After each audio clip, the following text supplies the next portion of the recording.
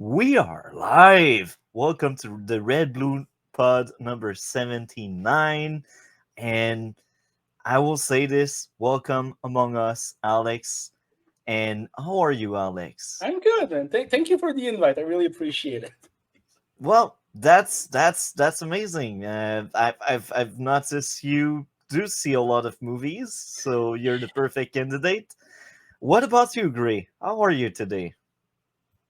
Uh, Busy. Yeah, had a huge project come in a couple days ago, and I have not been able to stop. It's just nonstop. So, yeah, it's nice to take a little bit of a break, but sadly, I did not get to watch everything I had planned to. But hey, I did get to watch Rebel Moon, so we're all better for that. I That don't think movie, I don't that think anyone is movie better for that. That movie is trash. I gotta say Is that movie is trash. Yep. I think I'm the one that liked it the most here, but I still think it's trash. So I will just search for my notes, and we will start with that. I will let Gray or Alex start. Whoever Uh, wants to go first, go first. well, we start with Rebel Moon, like right away. Yeah. All right. I'll let Grace start because I need to get my bearings a little bit, see what he has to Yeah. say. I will also go ahead and vamp for time as I'm trying to pull up the cast. There's a lot of potential with this flick, and I wanted to like this. I really did, as I generally do with most of Zack Snyder's films, but I sadly do not like it like most of Zack Snyder's films. Um, it's not a good thing. It's bad because you can tell he's got a passion for film, and he does make some really iconic shots, but sadly in these last two movies he's wanted to use what is it, Army of the Dead and Rebel Moon, he's wanted to use these special lenses that are an extremely narrow depth of focus. It's everything in the back just gets so blurred, and it's so odd. It looks as if you're looking through the eyes of a drunk character, but that's what he wants for all of this. And he's chosen this, and he knew that any DP that he brought on board would fight him on this because it's just stupid to make an entire movie that way. So he decided to DP them himself. It is really bad. This guy loves to wear a ton of hats. When he's just wearing one like director, it's great. I really do like 300. I really do like his remake of Dawn of the Dead. But when he starts wearing more hats, starts being the writer on it, he's taking on too much. And I think, his vision gets muddied and gets lost. You know, I don't think he did himself a service or anybody else a service with this whole thing. I kind of bought into the hype. It could be cool to see a rated R Star Wars. Hell yeah, I'm down for that. And Star Wars isn't exactly novel. It is very derivative. There's a lot of movies that it directly borrows from and essentially remakes, but it does it in a really fun way. And it doesn't just tell you. It's not just weird drops of you need to know this information. It's not going to be subtle or anything like that. It's going to be an exposition dump, and you're going to have to learn this for each character. I'm not the first one to point this out, but in A New Hope, it's Owen, it's Uncle Owen, and I can't remember the aunt's name now, but they're talking about how Luke doesn't want to be there. And then there's the iconic shot of him longing, looking out over the two suns of Tatooine. It doesn't really make sense the way that they're doing it here. Instead of, kind of showing something, everything you learn about every one of these characters is just dropped in exposition. And it really feels like it's an MMO that's going to these side quest missions, and the reward of each one of these side quests is you now have a new member of your party. It sucks. There's a potential for something really cool here.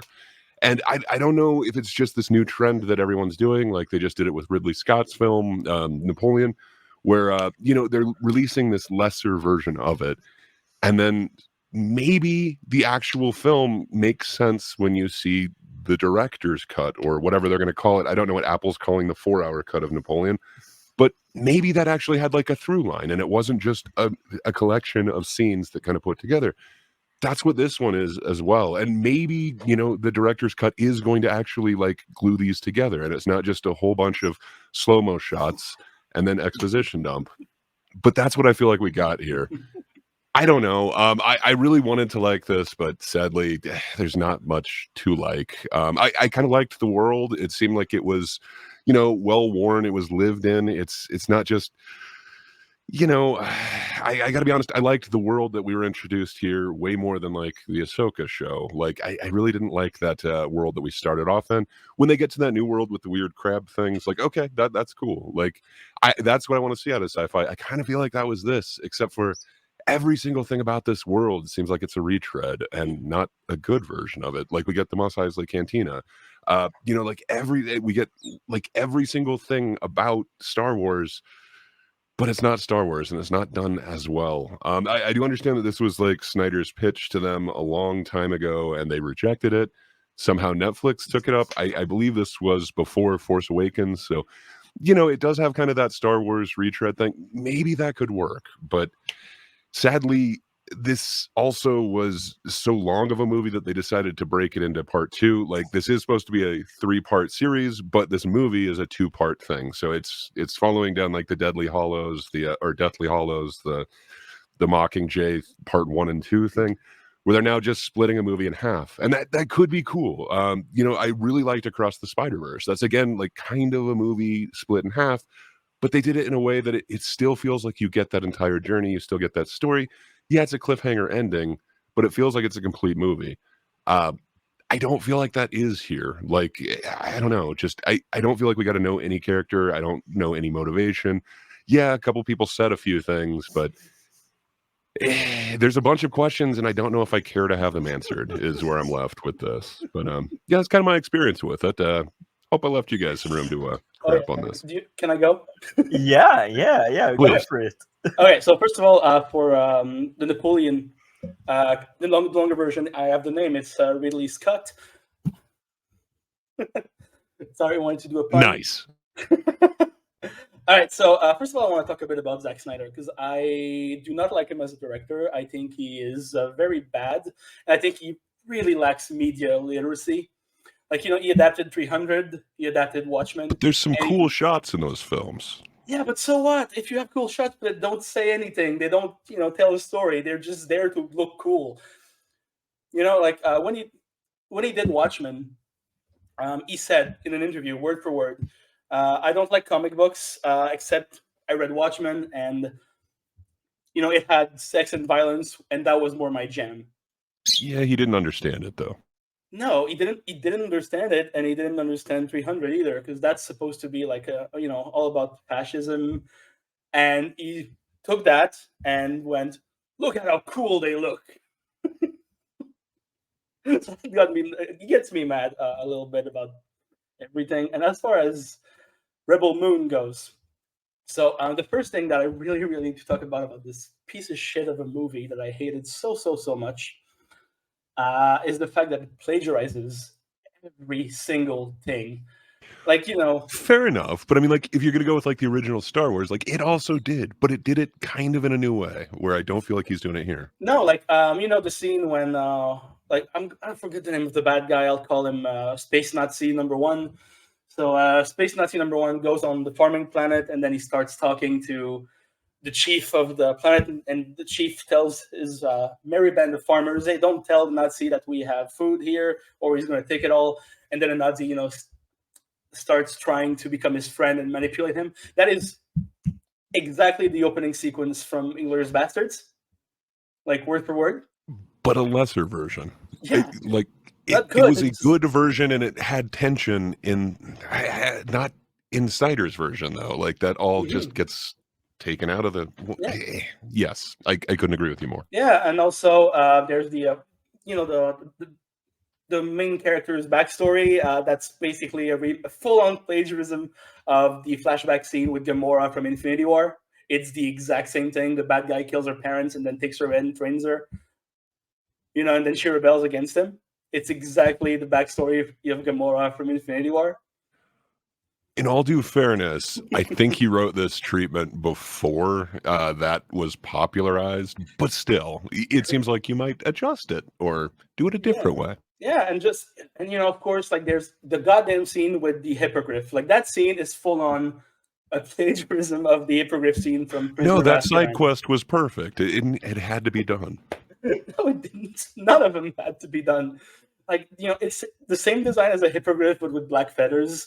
He bows before the creature to get it to calm down, and then he rides it. It's like plagiarism, almost like shot for shot. And that got me so pissed. And it's not only that. I think that Zack Snyder is about as media literate and as mature as a 16-year-old who just discovered R-rated movies. Because what he does here is that he takes Star Wars and he's like, hey, what if we had rape? What if we put rape in Star Wars? What if the bad guys all try to rape the main character? Because he thinks it's edgy and mature when it's childish and immature instead. And that got me real mad because, like, it's a sci-fi fantasy that he tries to make his kind of Star Wars.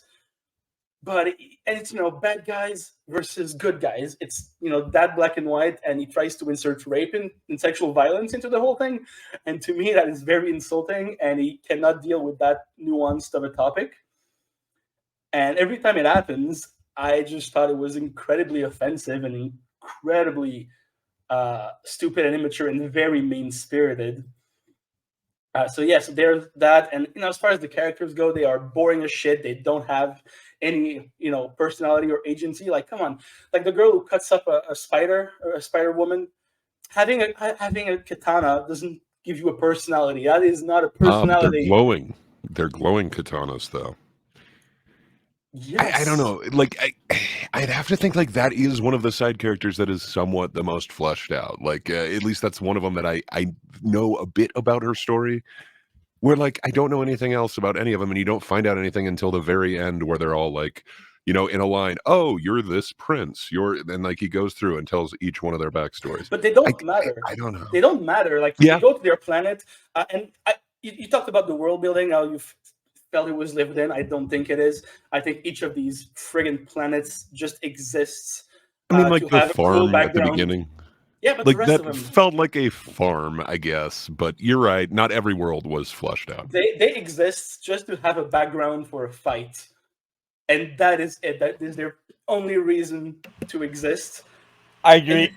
And you can almost thank you, and you can almost see the edge of the green screen. It's so badly done. Like the effects are shit. They the characters look cut out. They never feel like they're part of the world.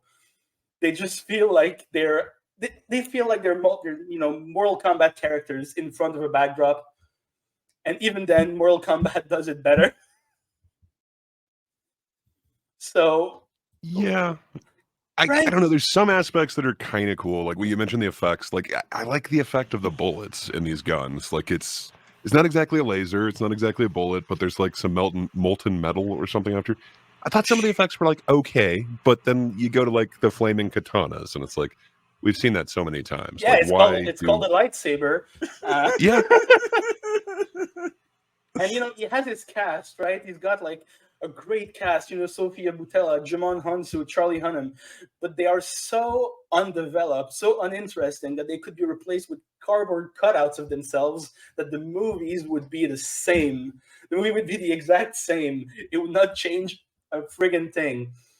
And I'm like, okay, at least they're going to try to develop the main character a little bit, right? But they don't. She is written exactly like any female character in a bad action movie, where she doesn't have any personality traits. She just, she is just a cold woman, and she is driven only by revenge.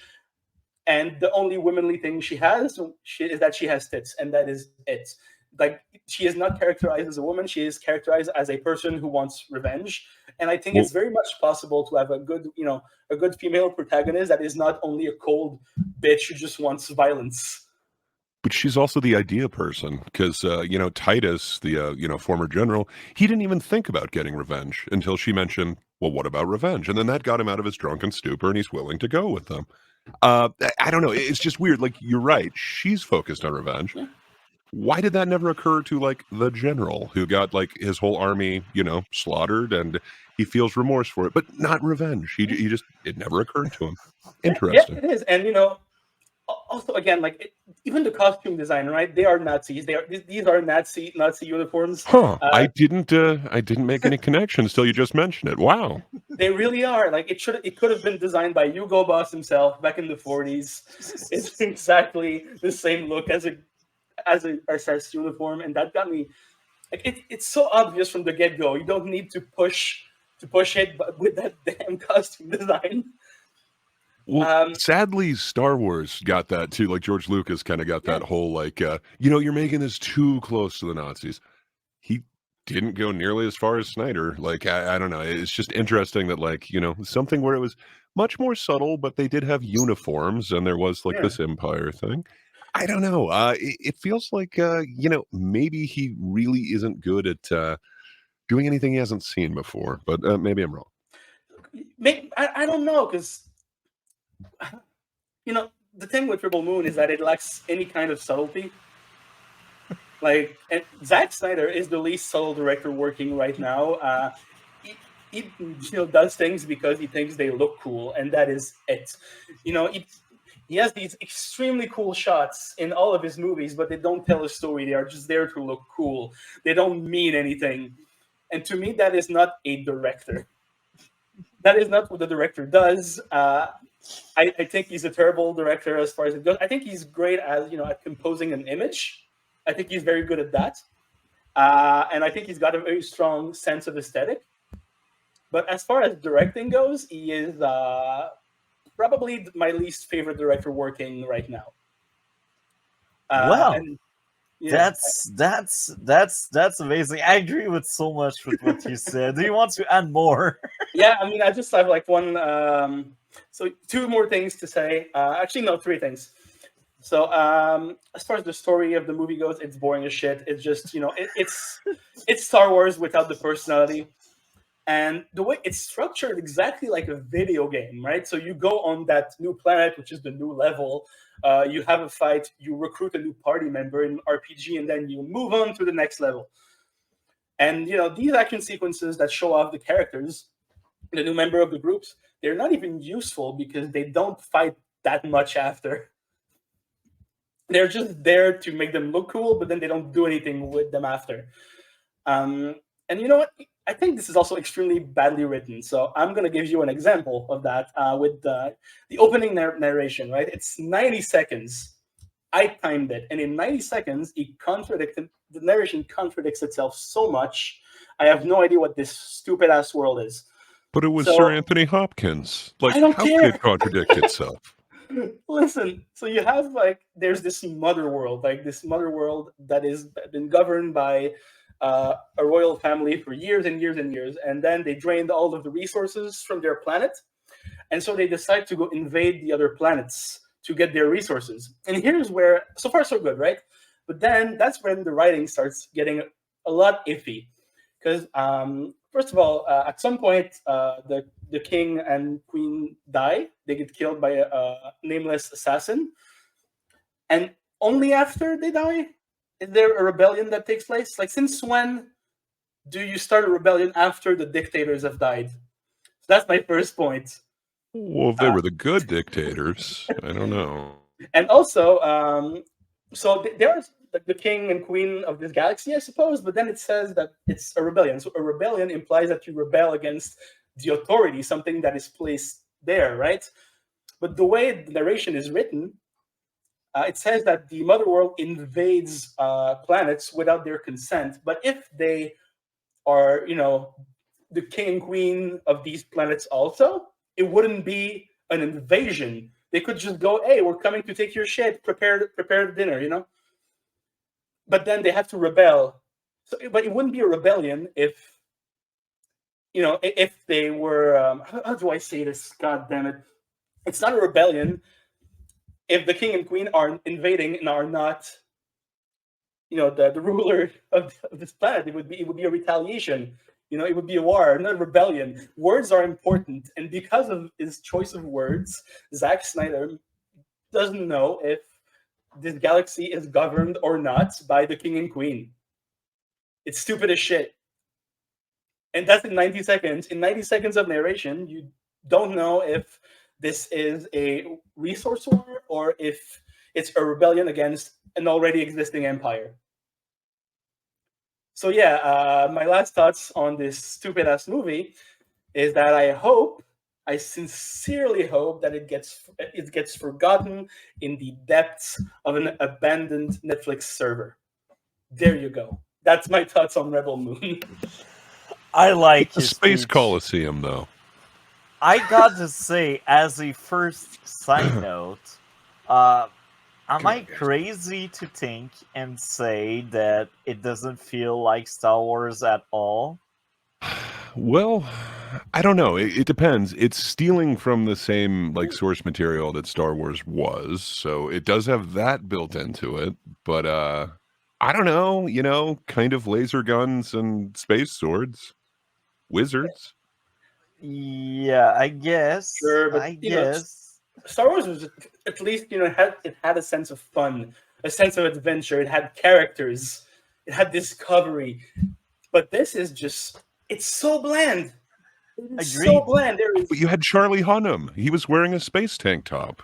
Come on. So here's my side note number 2, and this is a special one. I lost 5 or 10 minutes in the first act since I went to wash my teeth. Usually I don't do that in movies, but this one, it took forever. So I was like, I will go wash my teeth and come back. And when I came back, I felt like I missed nothing at all. So I guess that 5 to 10 minute wasn't important. That's amazing. So now let's go into my issues with go this for it, please. masterpiece. First issue, too many characters. And on top of that, characters were forgettable. This is very fun when the focus of your story is forgettable. What? You don't remember Jimmy, the robot who shows up for a minute and then is just gone for like 2 hours? I can't remember a single name, and Cora. Cora's the name of the main woman, the main character. That's the only thing that I remember. Well, that's one of her names, but do you remember her other name? I don't. I don't. Sophia Butella. Next point, pacing. Everything takes forever. Telling instead of showing. That goes back to exposition dump, like what you mentioned.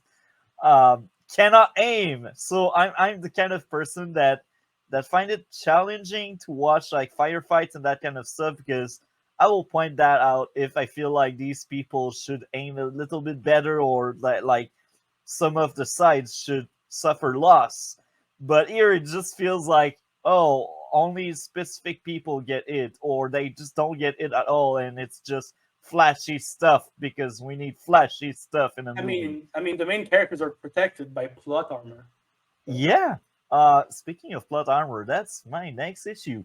2,000 plot armor on the officer during the war. I can't even remember her name, but I remember that sequence where everyone dies, she stands still, then walk on the battlefield while not getting injured or deleted. Everyone else dies though. So amazing plot armor there. Overuse of useless, pointless slow motion. Why? Yes, I Snyder? agree. Why? Yes, I agree. It's his aesthetic, and that's cool, but it needs to have a point.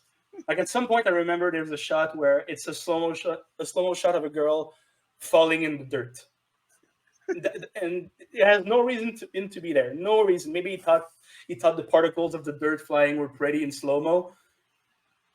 Yeah, but no reason to be there. Yeah. So next up would be pacing again. We are back at it. The movie takes forever with no valid reason.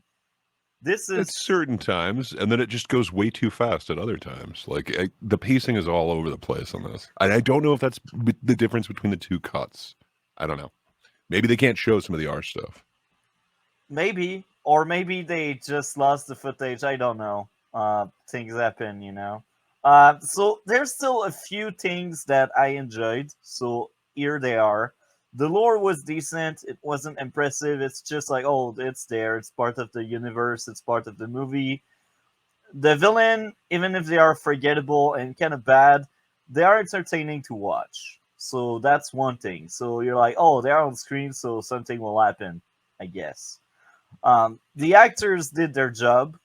So yeah, like the music, That's not really a compliment, is it? Like, they showed up on set that day. Well, the actors showed up, so they were there. It's not really a compliment. It's just they stood there while Zack Snyder yelled action.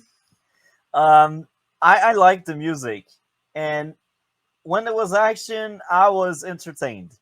It wasn't amazing action. It wasn't groundbreaking, but I was entertained. So you like slow-mo action, do you? A little bit, I guess. But as I said, I mentioned it, too many slow-mo. So I was entertained because there were stuff on the screen. But again, that's it. This movie feels shallow. This movie feels forgettable. It's better than any of the sequel trilogy for sure, but the bar is No, it so is low. not.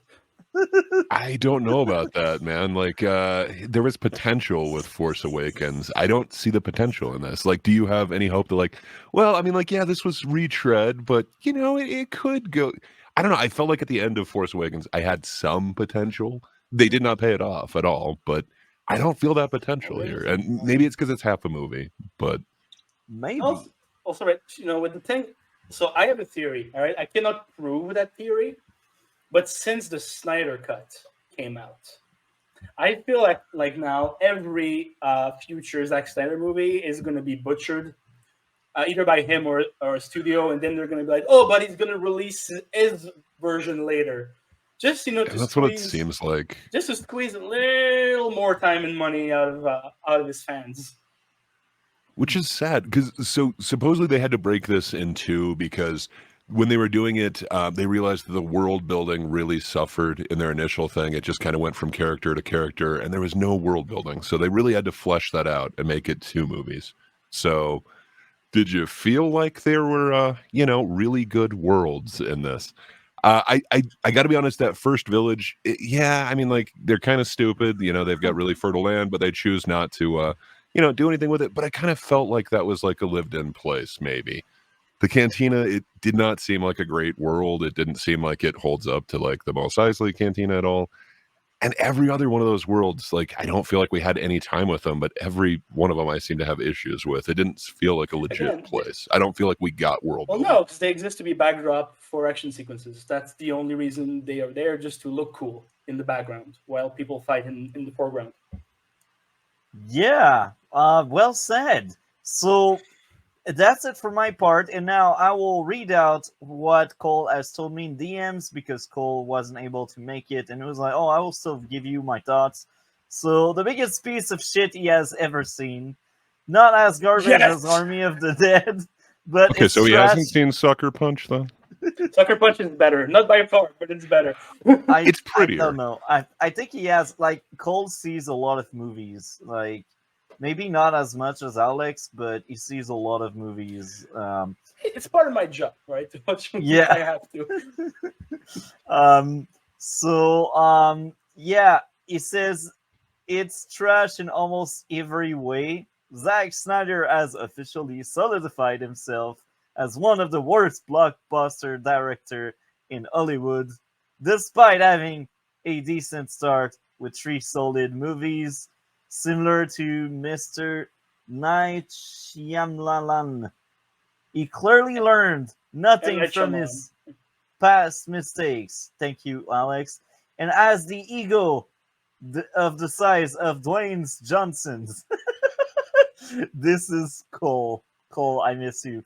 I hate to break it to him, but I don't think Disney and Warner Bros. Rejected your ideas because it was too edgy for Star Wars and other IPs. Rather, it was because these ideas are about as creative and intelligent as those autistic macaroni and glue art project you make in preschool. Okay. Okay, but it was based on better macaroni glue art. Okay, so the acting and characters all suck, and especially Ray Fisher, whose performance was the worst thing I've ever seen, on par with his character and acting from Bowles in the name he's of really King. He's calling out Darian Bloodaxe. Wow. I was not familiar with who Ray Fisher was. Had to look it up really quick. That was the brother of the rebellion. Oh, Fair enough. really? He was in the movie? I don't remember seeing Ray Fisher in this thing at all. And I watched it like 3 or 4 days ago, something like that. Me too. I've seen it like Thursday. This is disastrous.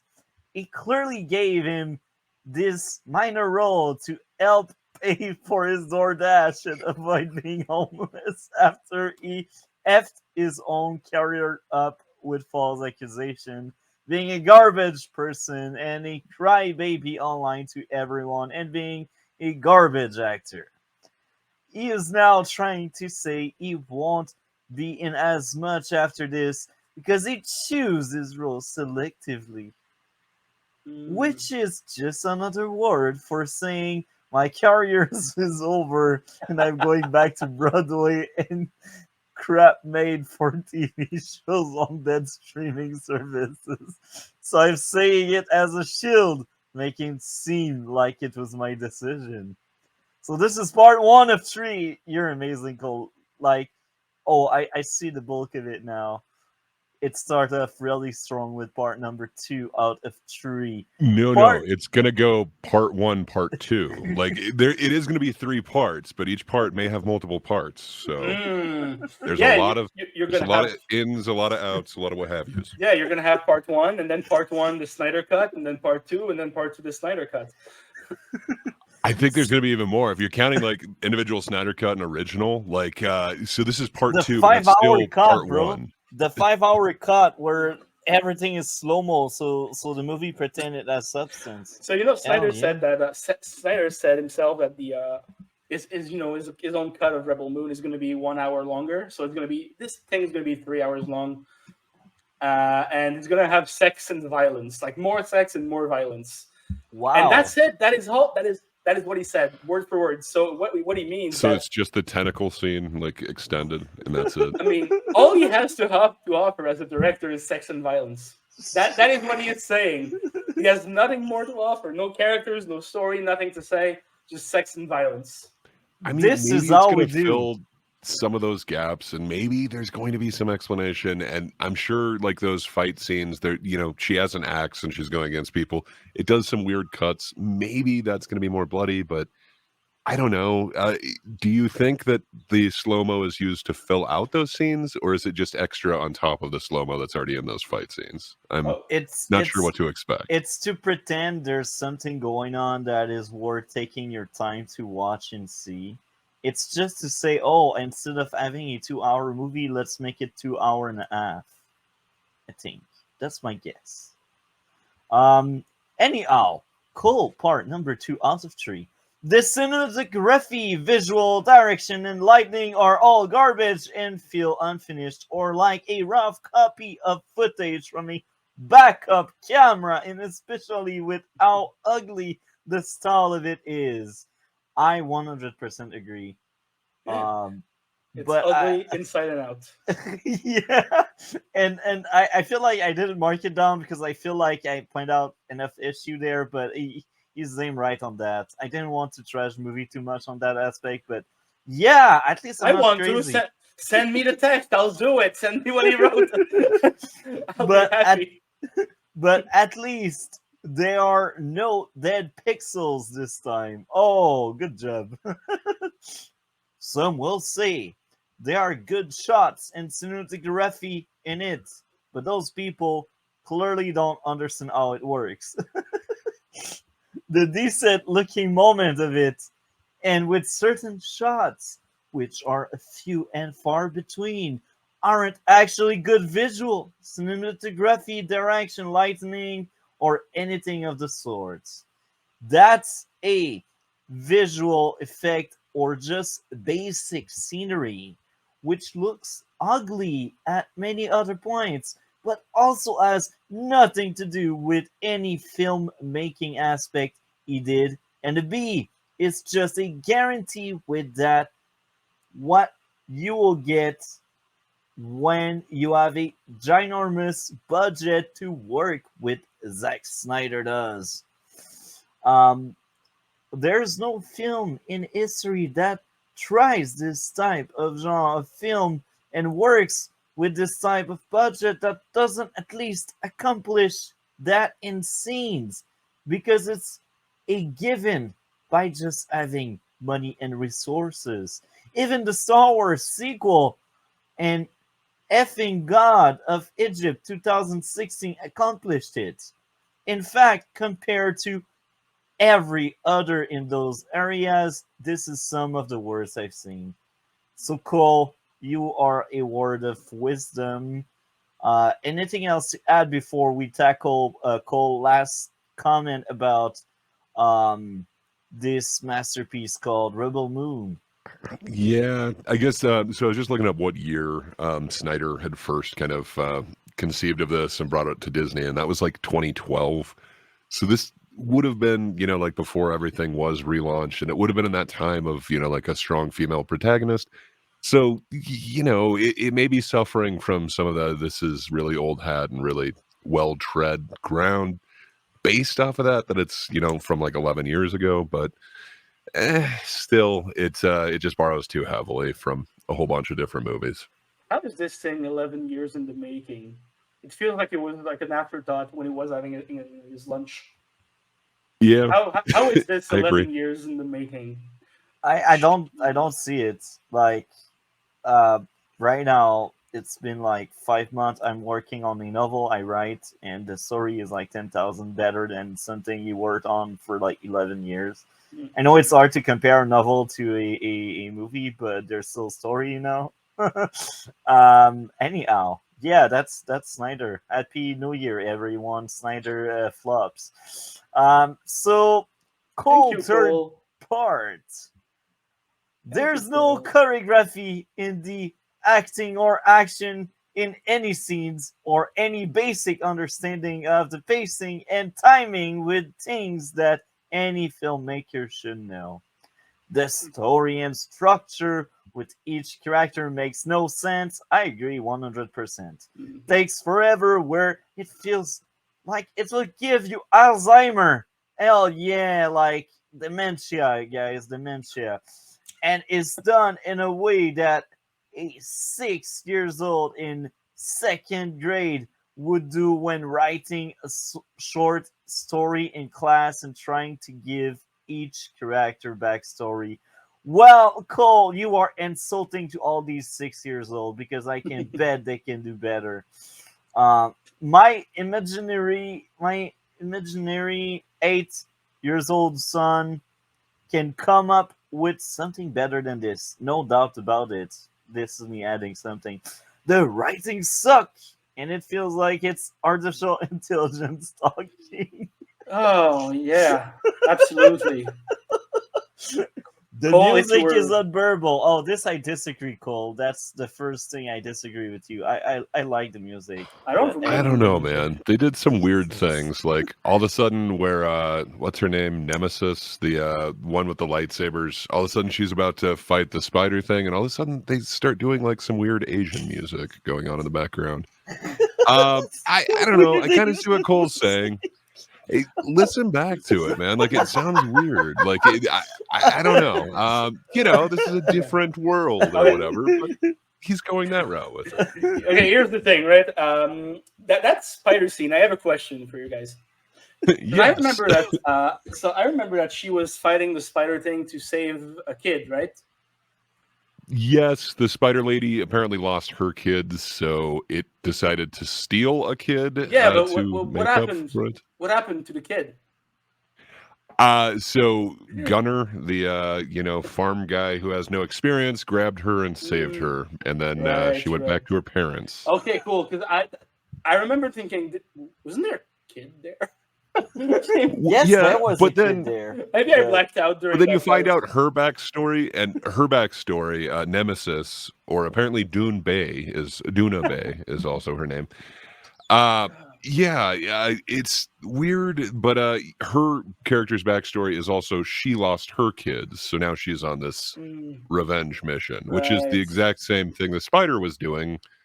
I don't understand. Like I don't know. It feels like he couldn't come up with like additional plot points, so it's just okay, same Yeah. exact Oh, by, plot by for the this way, one. Same thing for What this. is the point at the end? When they fake kill the Nazi and then 5 seconds later he's back. So that's what I was wondering. Did they actually kill him? Because he looks awfully dead on that rock, and then it Oh yeah, no. shows that the daughter, the princess or whatever, can bring things back to life, and then it kind of looks like that room that they're in. I don't know. If you play like D&D, it kind of looks necromancy-esque. So is Maybe. it a Nazi necromancy cult that can bring people back from the dead, and then somehow has like virtual space that they can meet the big baddie in? Like, I don't know. It's very unclear, and I don't know that I care to find out. No, I mean, and if you can bring things back to life, she should bring back Zack Snyder's character's career back to life.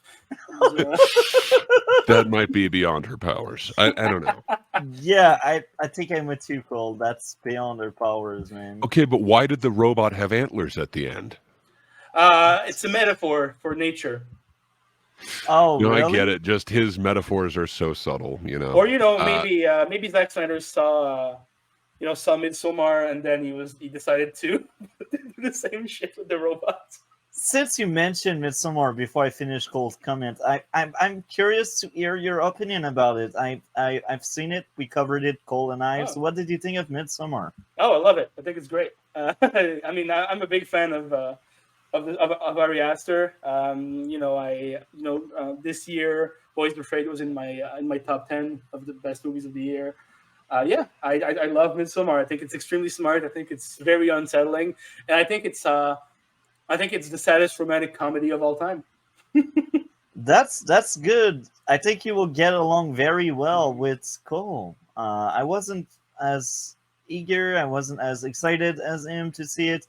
I enjoyed it based on what I remember. That was a good movie, but not masterpiece level for me. But anyhow, that was an enjoyable movie nonetheless. Yeah, I mean, I would have to rewatch it for us to have a full-on discussion, and take notes. But it's a movie that I absolutely adore, and I think that Ari Aster is one of the best directors working today, compared to Mr. Snyder.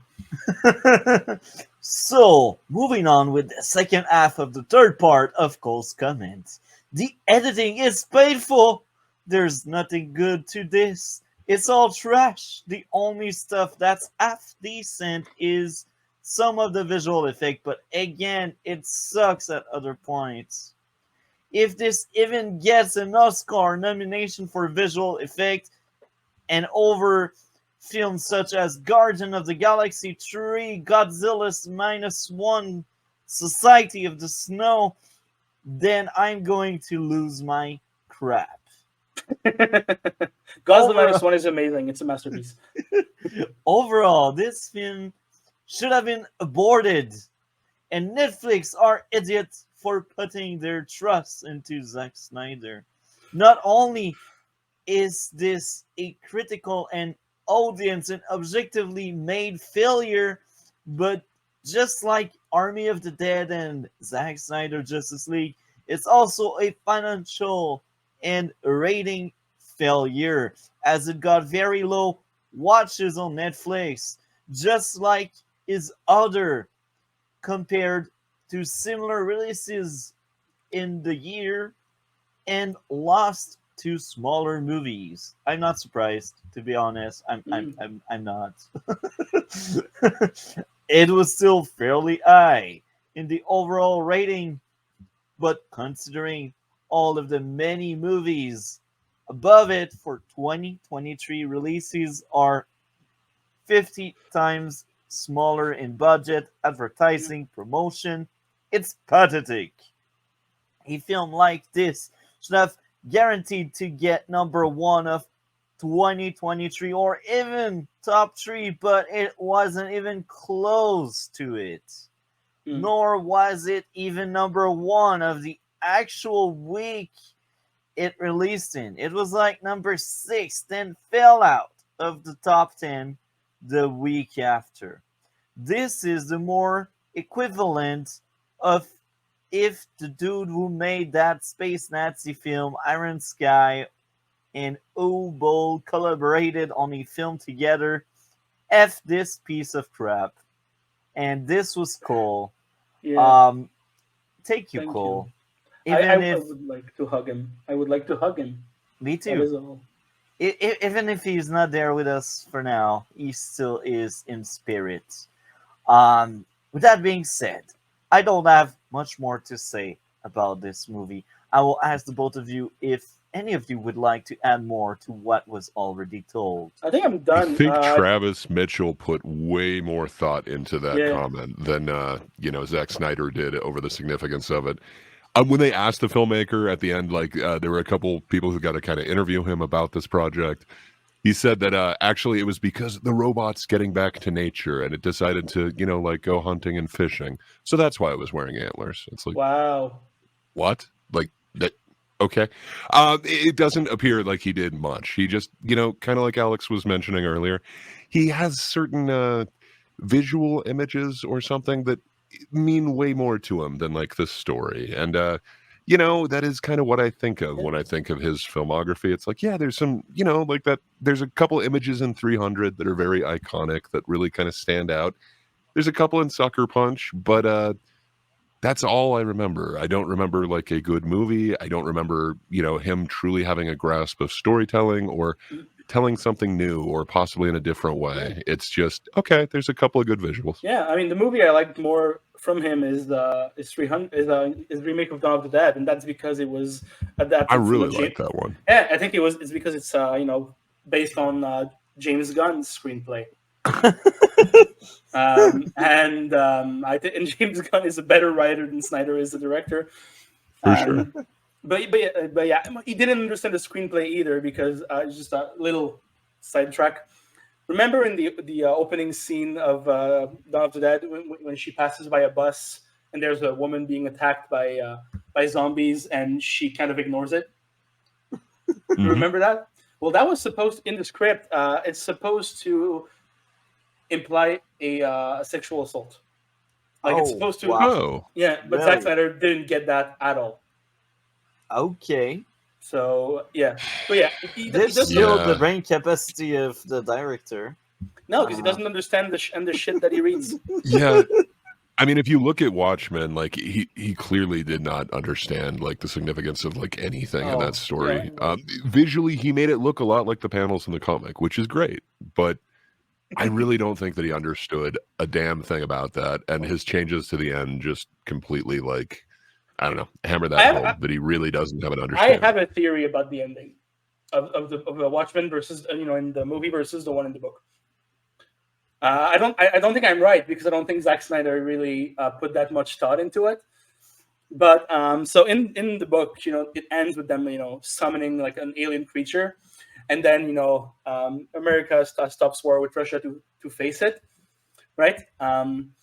And I think that was sort of Alan Moore saying that the enemy is always going to be the outsider for the U.S. It's always going to be they're never going to look at themselves when they are the problem.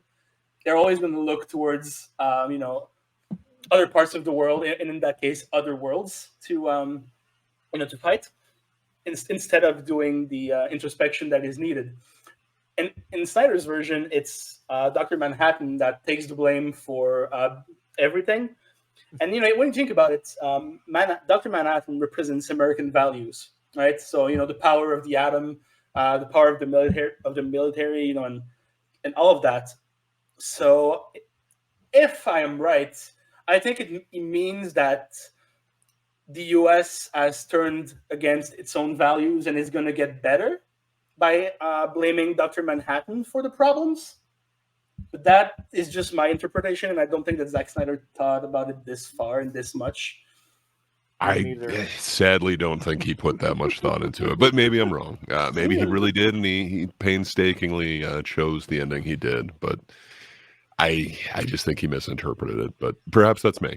Much like the scene that you're talking about at the opening of Dawn of the Dead. Yeah. And yeah, it seems like that every one of his adaptations has been kind of plagued with that same accusation. Oh yeah, absolutely. He doesn't understand what he adapts. A Snyder fan just left the chat. Sorry. I mean, they look pretty though.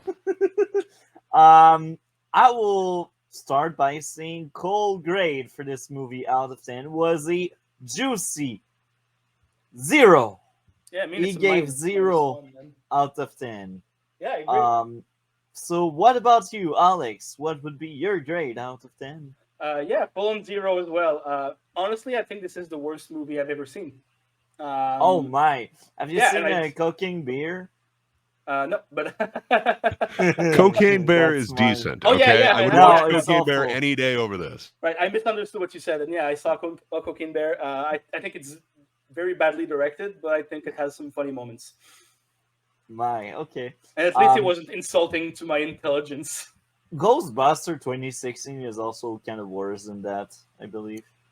Nah, I disagree. I think it was, I think it was a bit too much. And I get what they were going for. And I do think that it has a lot of talented people there, but I think it's the way the director made it that didn't work. With the writing. That's just me. Okay. Well, what would be your grade out of 10? Green. I'm going to be giving it a little bit higher than both Cole and Alex did, but not a ton higher. I'm really in no, I don't know, I guess hurry to see the Snyder cut of this. I'm really not looking forward to it. But I do kind of want to know, does that actually explain it, or is it just a worse version of this that's longer? Worst It'll be a version. worse I version. And that's what I'm wondering, because I've seen a whole lot of video essays like explaining how the Snyder cut really is superior in Justice League, and how every part about it, like they just didn't understand it. And maybe to me it still seems like a really boring movie that's not what I want out of a Justice League. But Oh, fair enough. don't get me started on that one. We will eventually but like cover with this, these. okay, Cool, yeah. cool. I am. With this, I don't know. There's elements of it that could be cool, but I think the way that he handled each one of them, it makes it seem like a really shitty video game where you're just gaining members of this party, and then all of a sudden you're at the climax, but like there was no build up. You're not really getting anything. Maybe that's because they cut this movie in half, but what they said that they were gaining out of cutting it in half was they were actually going to be able to do some world building, and I don't feel like they did it here. So I don't know. Like I feel like I know none of the characters, even though they gave me the exposition dump on each one. And then when that wasn't quite enough, at the end, like the bad guy literally lines them all up and gives you another exposition dump so that you get to really know these characters. But I still don't know them. Yeah. Overall, I think it's a failure, but there's some kind of, I don't know if I'd say iconic because they do seem borrowed, but it seems like there's some nuggets of good ideas here and some moments where things kind of shine. But it's so brief, and the overall product that I'm left with is something that I don't care to watch the next one. I really don't care, but I see what he's trying to do. Like there is kind of a mystery. Is the blonde chick that is talking to the robot, like, is she, the princess or whatever? Did she actually die? Is she possibly involved with bringing people back to the dead with the space Nazis? Do I care?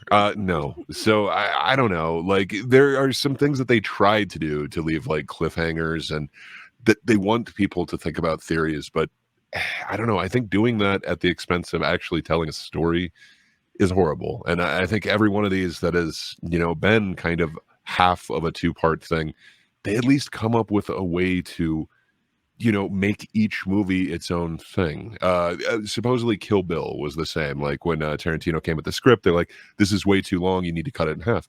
I love Kill Bill 1 and 2. They are completely different, and they are so, I don't know, they are so much different. Like the score isn't the only thing that like really changes them, but it feels like they're two complete movies where this, I don't know how the next one, maybe it will feel like a complete movie. This doesn't to me. It just feels like I'm on a whole bunch of side quests and then and they're going painstakingly slow. And then really fast, we ramp up the end out of nowhere. Yeah. I don't like this movie at all. And I'm not looking forward to seeing the next one, but there's some things that were done kind of cool. So I think I'd give it a 3, but yeah, that's with reluctance. You're generous. You're a generous man. I gave this movie a 3.5 out of 10. And for me, it's really low. Like for me, like since it's your first time on the panel, for me, a average movie is 7. If it's 6, it's mediocre. It's What? a really weird How? scale that he's 5, going it's with. Yeah, bad. like good isn't just in the middle, and then you could have degrees of good, like 5 of them, and degrees of bad, 5. Not for him. There are 7 degrees of bad and 3 degrees of good. Hell yeah. That is very That's how we strange. do it. Okay. Because for me, That's it's how we like do it. 5 is like straight the middle. It's the most Yeah. painfully average possible. His And is then going to be lower- different, and it kind of Yeah. pains me that his score is so close to mine, because usually for like a really bad movie, he's giving it like a 7. Hey, not always. Okay, not always. All right, Sometimes. we should move on because we have like a bunch of other movies to cover. And Yeah, we Fast- spent an hour on this one. that's the usual thing. Okay. Like there were streams we did this summer. 2 streams I can recollect. 6 hour long. Okay, that's cool. Do you But this will not be one of those. We can Yeah, I power don't through think the it will Fast be. and the Furious much faster, I think. Yeah, you- I agree. do you edit any of this down before it's released anywhere else? No, I don't. So that might be the smart thing to do. Make it all snappy, you know? Hell Don't do yeah! your Snyder cut of it. Do the official cut. This You know, is the The charm, Netflix man. one. The short This- one. This is a charm. Like the Barbie stream was crazy. Even if like the last hour and a half it was only Cole and I talking, that was a crazy stream. Anyhow, Fast and let's move on. Furious 7. Which one is that already? Well, it is the one that has a helicopter chasing them, and they take it down with a car. There's All a right. drone, and the beginning of it, Dwayne "The Rock" Johnson gets taken out, and then you don't see him again until the glorious end of the movie. yeah. It's with the Where he arm flexes cast, out and of the then he cast. he flexes. Okay. Oh yeah, you got to. Yeah. That's the fate. And then That's the he fate. somehow gets the drones going. All right, No, that how one's that's 7. That's Fast and the wait, Fast- what is Furious it called 7, now? Is Furious it just 7. Furious 7? It is Yeah. Furious 7. Yeah, and then that introduces us to now I forget what the computer is called. God's Eye. I think that introduces us to the Yes. God's Eye thing, Yeah. and the hacker that is now on the I'm team. gonna need to go on the IMDb page because I barely remember any of these. They blend together so much. So before we dive deep into that one, since you were not around with us last week and 2 weeks ago, I am curious to hear what you think so far with the first 6 movies. As one thing, like the first 6 movies, how did you feel? Which one Okay. is your favorite? Like, have an in-depth introduction to your experience so far. Well, I mean, I'm gonna be fast with it because I don't want to, spend the next hour talking just about my opinion on those movies. But I think my favorite is the first one, just because of how cheesy it gets and how dumb it gets at some point. Like they have like this race that's called the Race War. Oh yeah, they bring back Race Wars too. Yeah, it's true, and I think that they did not really think that name through. But they should have by 2015, which is 7, where like they bring them back to the Race Wars. But yeah, sorry. Yeah, either they didn't think it through or they just thought it was funny. But I don't know. I think it's kind of the best one. It's the calmest one in terms of the direction. It's the one that I think is the most charming in terms of characters, and they have like these weird little character moments. And when they have one of the rappers who loses the first race, and then he starts crying because his girlfriend promised him a threesome if he won, but since he lost, it's not gonna happen. Then you just see him crying on the sidewalk because of that. I think this is fucking hilarious. And the first movie is filled with these really funny moments that I really like. And also, it's just before before Vin Diesel turned into a bloated version of himself. Second one, I think it is the one that takes place in Mexico, and there's a boat at some point. They jump on a boat with the car. So it's That's the boat. Florida, I Florida. think, and it's just Paul Walker and Tyrese Gibson. Yes. It's the introduction of Roman. So it's a little bit smaller, but you get to meet Ludacris. Yeah. Oh, I have a theory, by the way. I have a theory about these movies. I think that Tyrese Gibson's character is gay. Yeah. Okay. I'm convinced that he is, and that they just refuse to acknowledge it because Why? he keeps making like weird sexual comments about the male members of the group. But none for the female. I mean, he sexualizes everyone. That's kind of the point. But but it's more focused on the guys. I'm convinced that his character is gay. So maybe they Yeah, should tell I- us. So maybe Oh no, representation, but then people would say, "Oh, Fast and Furious has gone woke," and then they would get mad for no reason. Yeah, and then, but yeah, so I barely. Then I think you go to the Tokyo Drift after that one. Yeah, Tokyo Drift is the worst one, I think, It's polarizing. because they cast this guy who's supposed to be in high school but looks like he's 45. Hey, but they bring him back because he's such a good actor. Yeah, now he looks like he's 55, so that's better. But yeah, I don't know. What I remember that, it's this guy who moves to Japan and is like, oh yeah, to make friends, I'm going to become a criminal that competes in street races, in underground street races. Well, plus you forgot that he was, avoiding jail time, and that's why he got sent to Tokyo, because that happens a lot, Yeah, of course. Every time I commit a crime, I go to Japan. That's what happens. And then they forget about me back here in Canada. But yeah, I think it's the worst one. And I got so mad later on when they revealed that everything has been a prequel to Tokyo Drift. Because they wanted to keep the character, the one character that people like, Han.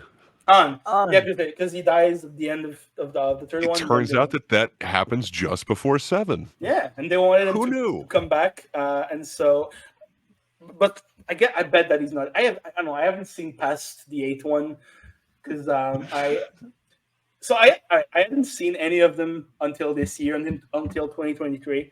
And I decided to do a marathon. Wow. So you like the first one based off of viewing it now, even though it's so 2000? I thought maybe there was like nostalgia for you or something. No. I wow. all saw them in Okay. 2023. And I gave up after the 8th one because I was starting to have an aneurysm every time I saw those opening titles. Oh, come on. But how much bigger can they go? Next, they need to go to space. It's the only way. They gotta jump from the plane with their cars, guys. Yeah, I don't know. Well, that was in 7. They go bigger in 8. Yeah, I think they started getting really over the top after with the 5th one when Dwayne Johnson was introduced and had a goatee. With the tank. Yeah, with the tank and the one that's in Brazil. Also, the fact that he has a goatee is the only thing that characterizes him. He has no character other than having a goatee and being a cop. Oh, I do like the part, I think is in the 5th or 6th one, when he tortures someone to get info at the police station, because torture always works. The way to do it is torture.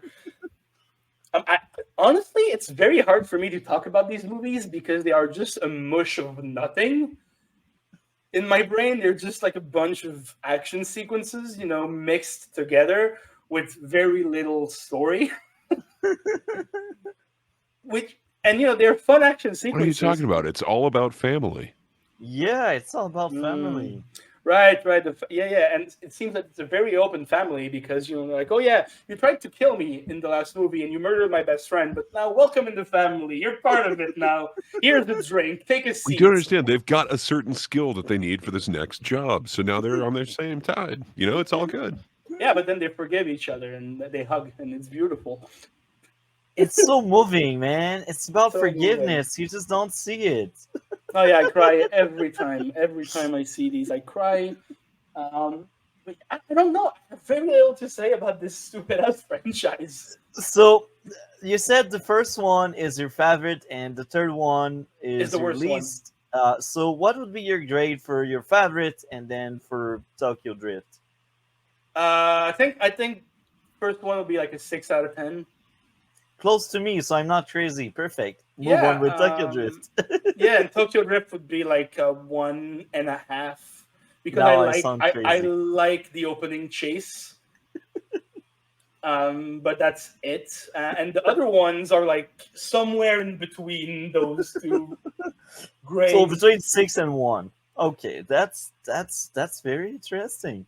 So you're very on board with the guys. I Oh was yeah, sounding crazy I love when them so much. when we covered these movies. I love them so much. They're Um, my favorite. It's my favorite franchise. so 7, the masterpiece, the one and only. This is the first movie in this franchise that goes in the minus for me. So I will let Gray start on that one. Please do while I get a Yeah. drink. I'll be right back. I'm gonna go So get a drink. perfect. So yeah, I think it's all downhill after Fast Five. Not only in titles, but in every possible aspect of this. They just really jump the shark, and they leave any like attempt to be, anywhere near believable or realistic. Which fair enough. Even Five and even parts of Tokyo Drift are definitely nowhere near like reality or close to that. So, you know, um, it's really saying something when they have jumped the shark in that way. Just there is nothing believable about this. It starts out with The Rock being, blown out of a building and then landing on a car to protect his assistant. I guess I can't remember exactly what her rank is there, but which takes him out of the movie. But then, you get this mysterious God's Eye thing, and, they decide the only way that they can intercept this weird hacker that is the only one who can control this God's Eye thing. Uh, they have to, sorry, I just saw a base, amazing comment there.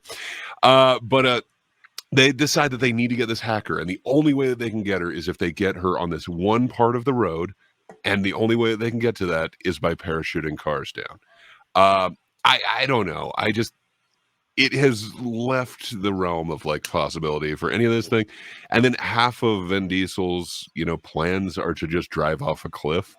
I understand that they have a roll cage in those cars, but come on, like the dude gets out of it like not a scratch on him. Just he's perfectly fine, even though he had to give the hacker lady, a helmet. They're fun, brainless films, I guess, but if you try and turn on your brain at all, none of it makes any sense. That being said, I do dig this franchise, but I think I'm looking at it a different way than most of the people who are fans of it. I do see it as a giant comedy thing where they're going over the top with everything. I think if somebody is actually taking this like at face value, maybe they're not getting the most out of these films. But yeah, they're fun in how stupid and over the top it is. But just the ending says it all. Where Dwayne "The Rock" Johnson has been in his hospital room. He sees an explosion outside and this tower go down, and he's like, well, that's obviously Vin Diesel, so I need to go out there. Luckily, all of my SWAT gear is in this room, so let me just flex out of this cast and then, get on my bulletproof vest and go out there. It's over the top, but in every way that I guess I want. That being said, it doesn't make it a good movie, but yeah, I guess I do want to see The Rock flex out of a cast and then go take down a drone with an ambulance. That seems kind of fun. Right before they take out a helicopter with a car. As you do. Yeah, I dig it. It's not a great movie, but it does what it's supposed to do. So I have a question actually for both of you. How do you manage to keep track of what happens in these movies? I did the a same. refresher just before this stream. Yeah, like, we I think watched- it was like the Fast and Furious in 2 minutes where they kind of go through. It's like, okay, it was this one. Yeah, the two are really blurring together in my memory, and I watched them like 3 days ago. So good question. I just happened to watch a refresher a minute ago. That is Multi, fair. how do you do it? Same here, and on top of that, I detail my note as much as I can on every single movie we do. Notes would be good. I should yeah. probably start doing that. And the other thing is, I have somewhat good memory when it's entertaining. I specify when it's entertaining. Like, if it doesn't get my attention, like most of these Halloween movie we did go through, it's a different story. But usually when I'm entertained, I tend to remember lots of stuff. Now, I said I'm entertained with the Fast franchise. I still think most of the movies are from bad to mediocre. Like the best one are average, or in some cases, I did think the first one was good. But yeah, that's how I remember stuff. If I was entertained, I will remember most of it. So yeah, That's fair. I guess I just need more. I need a little bit more than that. Yeah, they do kind of blend And- together. and- But now they've got like a tongue-in-cheekness to it. Like they're in on the joke, but maybe not everybody. Like Vin Diesel Oh, might not be in on the that joke, man but the takes guys who are it making so it. seriously. He takes it so seriously. and I gotta say, man, this movie did so many weird stuff. Was this movie the one where they jumped from building to building with the car? Yes, they do. Sorry, it's building to building to building. It's three Yeah. different buildings. Yeah. And they had to do that because the hacker somehow had access to this one of seven made car that is being, kept inside an apartment for some reason in a vault. Hey, is this the one Yeah, it's where? amazing. It makes sense. Is this the one where Letty gets killed? So she had been killed previously and came The back. fifth one. She gets her memory back in this one. Right. Okay. Because I don't know if it wasn't this one, but I remember That thinking was when the I watched fifth one. I remember thinking when I watched it because Vin Diesel gets a new superpower in every single one of these, right? And when Letty dies, Yes, this one it's wrench fighting. I remember that when Letty dies, he looks at the tracks at the road where she got killed, and just by looking at the car wreck, he's like, he can reconstruct in his mind exactly what happened, like to the second and perfectly. I think that was 4. It's an amazing part. I think CSI had just come out, so they're like, Vin Diesel needs that technology. Yeah, but I mean, it's not a technology; it's a superpower at this point. He just looks at it and he's like, he's so good with cars, just by looking at the tracks on the road, he can do a perfect reconstruction of what happened. So I got a question for the both of you about 7. Based on release date, it was after Paul Walker died. Oh, so is that the you one? didn't get that from the 5-minute I'll see you again like music video at the end where they just kind of kept going through Paul Walker's experience in this? Yeah. So were you familiar with that, Multi? He was not actually alive for a good portion of this, so they actually used his brother and then green screened his face on him a lot. Yeah, I mean, Really? his brother does look like him. He does look like him. Yeah, that's why I was confused. I was like, wait, what? So he was not able to finish all the filming on this, but they did do it as like the send off to him. Brian he took the left turn where everybody else is going straight, which apparently he also left his wife and child behind. But that's beside the question. He's going to the left in this one. I do think it's kind of insulting because they do all these flashbacks with him, and he leaves in a car, but like in real life, he died in a car crash. Well, he was a passenger. He was behind the wheel.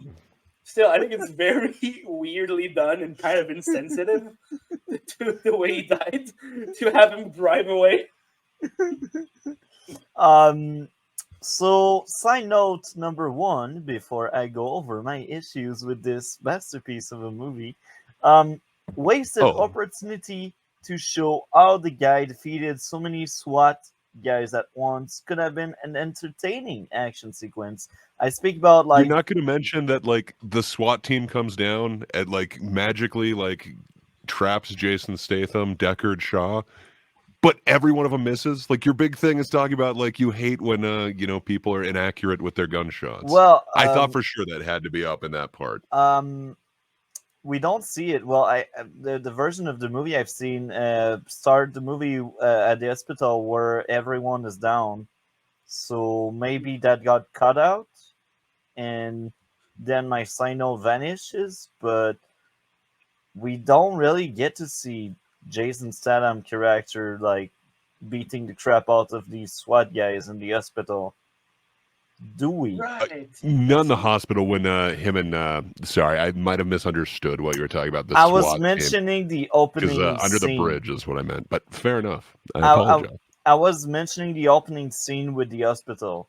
That's why that's a side note. I'm like, oh, we don't really Right. get to see the action sequence. Like the movie opens with like the hospital with many like bodies, and we just have Jason Statham walking in and like Yeah, he saying, goes to see his "Brother, brother. Yeah, yeah, Luke Evans. yeah." Now I So remember. Now I remember. here are the issues. Issue number 1: pointless eye candy scene affect the pacing. Telling instead of showing. They didn't even try to hide the fact that they broke fake glass. Both character into the fist fight didn't get any cut from destroying any of these glasses wall they destroyed. Plot The armor, Rock both broke his arm. he should have died. Plot armor, both of them surviving a bomb and a 2-floor fall. Plot convenience of finding a gun under a random table.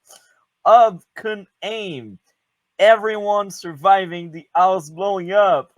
Not funny. Dialogue about family gets under my skin. Cannot aim. Both cars crashing into each other. Should have at least knocked out both drivers. Feel pointless and stupid for the people to jumping from a plane with cars. The parachute should all get destroyed by gravity and that free fall. The cars are too heavy. Plot armor, the guy hanging so long on the ledge with one arm, fighting gravity. On top of that, he ran from a falling car. More Of course. pointless eye candy, not funny. Plot armor, the grenade not blowing up the car and ending Paul and Vin lives. Plot armor, no injury after jumping from a car going very fast. That was most likely after like that absurd sequence where they just jump from building to building. Isn't this one that they play chicken like in a Yes. garage and they're like, "Ooh," and they Yeah. crash Well, they don't into each exactly other. play chicken. They just head-on collide into Right, each other and- and and- both and- point guns at and each no other. one That's when the is injured. SWAT and Kurt Russell come in. Right, So, and no one is injured. sorry, that's where I thought he was mocking the Yeah. no shots actually hit their target in that one. Not funny. Plot armor on both fighter. The wrench was shown to poke hole in cement, rock, but yet they can take some hits without breaking their bones. Can't Well, aim. that's street rules. Yes. Plot armor on both character going down the staircase. Both of them crashed, yet they didn't pass out. They just kept fighting. Yeah. Yeah. More plot armor on Toretto. Plot armor on everyone on the roof. And missile blew up without injuring everyone or anyone. The scene meant to be sad was undermined by the lack of tension. Anyone that dies will come back anyway. So these are my issues. Well, And I think that at this point it's a superhero franchise, right?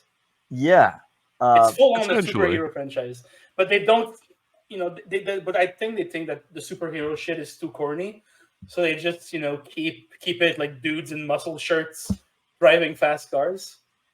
with Yeah. girls in skirt or whatever. So I still had a few likes, like the action, the music. I was entertained, even if it's a shit movie. It's a shit movie. At least you don't get bored. Like you watch it and you're like, oh, I'm along for the ride, you know. But I read my notes and the only thing I see is like action, action, action, music. Yeah, because that's how these movies Yeah. are. I mean, that's kind of all it is. Yeah, it's it's as Abased is saying like it's a popcorn movie. Yeah, it's more than that. Like, there is no nutritional value in this, but there's a lot of eye candy for you. Mhm. Every one of those action scenes, it's somewhat memorable in a way. Like, that whole coming after the bus thing with a whole bunch of sports cars. If you could get any car from like this, like special paramilitary organization, why would you choose like a flashy sports car as opposed to like an armored tank or something? But fine, it's kind of fun. The next one gets even weirder with that, but Yeah. yeah, I don't know, those action scenes are kind of fun. Yeah. They know what they're doing and they film them pretty well. It's not just the like shaky cam thing that was all the rage for a minute, but Yeah. is there anything of substance there? No. No. The more you talk about it, the more I remember from the movie. And I will say this, right? It's very difficult to direct and edit action correctly and making the whole thing visually coherent. And I think that Yeah. this one does pull it off. From what I remember, this one does manage to pull that off. I think that's very much thanks to James Wan, who is a good For director. sure. He did a great job with this one. But yeah, I mean, like the cars parachuting, like I could see that being done horribly a number of different ways, but Mhm. I don't know. Like that whole scene is kind of memorable, and then attacking the bus or whatever. Also, I think there's my favorite line of the franchise in this one. I remember it now. It's at the fist fight at the end Yeah. when Vin Diesel says this. The thing about a street fight, the street wins every time. He's fought a lot of streets in his day.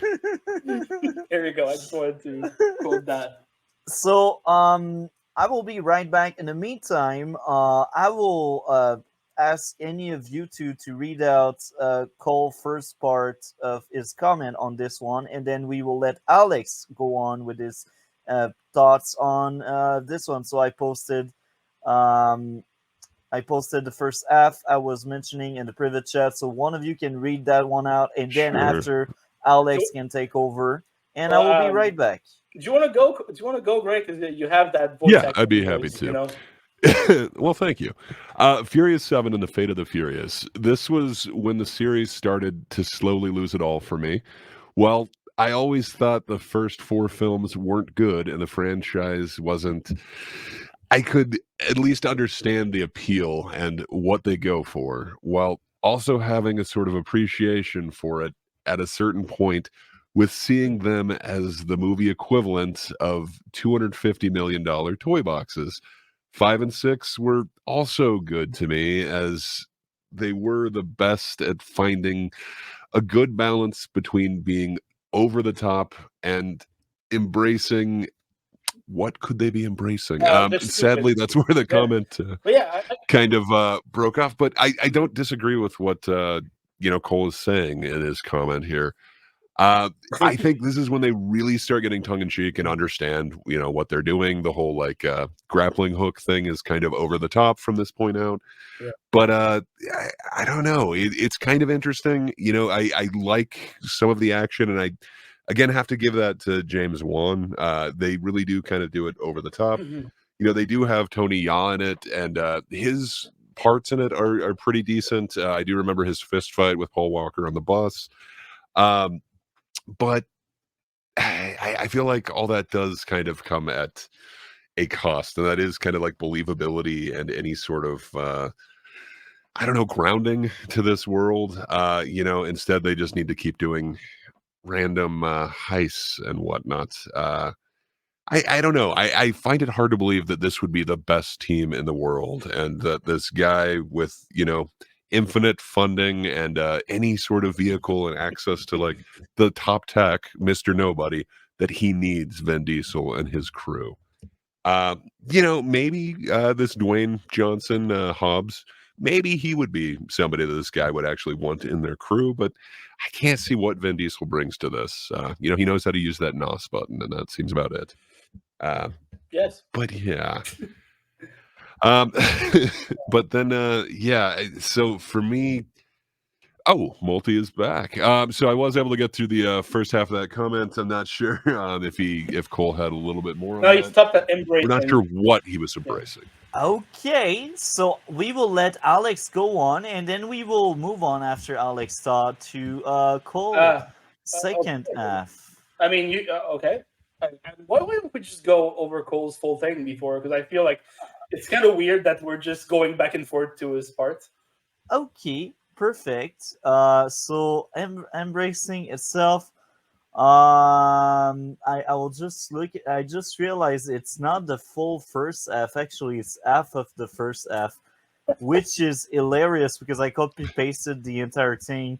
Anyhow, so It does have a character limit. I've done that before in the private yeah, chat. so after embracing itself while staying grounded at the same time and actually being decently acted, filmed, edited, etc. for the most part, and with decent set pieces.